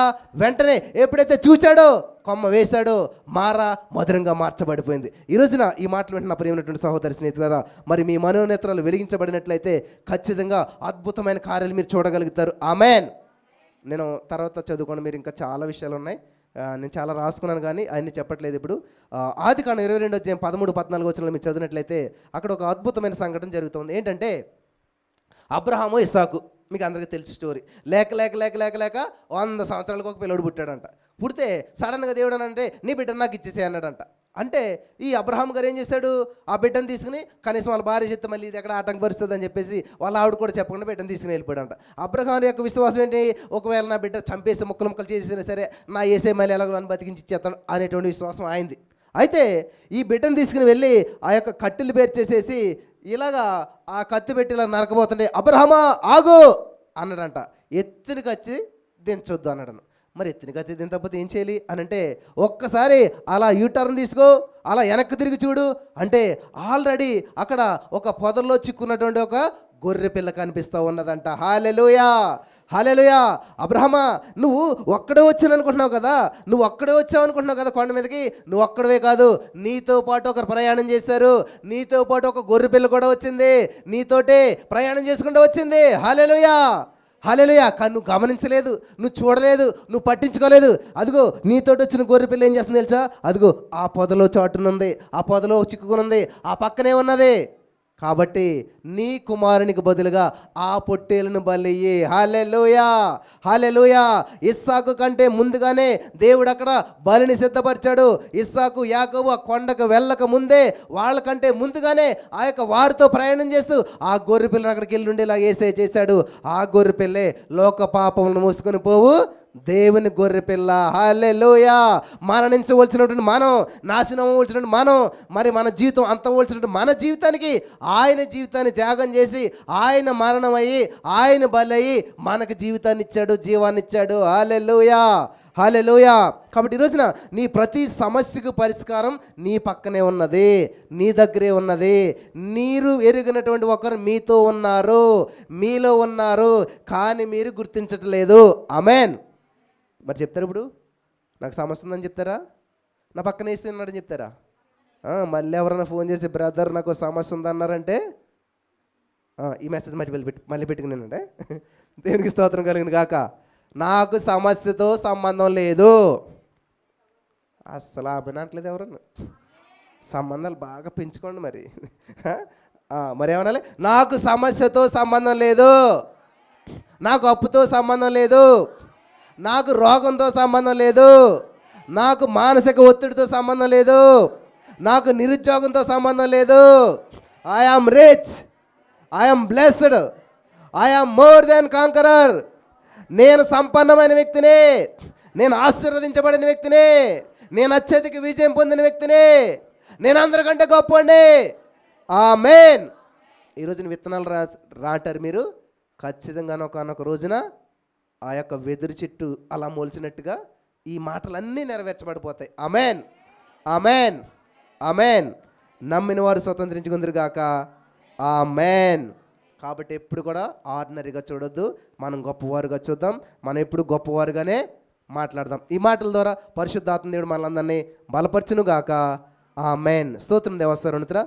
ఈ అద్భుతమైన వర్తమానం నిజంగా నీవు మా మధ్యలోనే ఉన్నావు, కానీ మేము గుర్తించట్లేదు. ఇక నుంచి మా మనోనేతలు వెలిగించబడి నిన్ను గుర్తించి నిన్ను చూసిన కృప చూపించమని యేసుక్రీస్తు నామములో ప్రార్థించి నమ్మి పొందుకొని నమ్మ పరమ తండ్రి, ఆమేన్. కొన్ని అనౌన్స్మెంట్స్ అయిన తర్వాత మరి సాక్ష్యాలు ఎవరైనా ఉన్నట్లయితే మీరు చెప్పొచ్చు. అలాగే మాకు వచ్చిన సాక్ష్యాలు సిస్టర్ మరి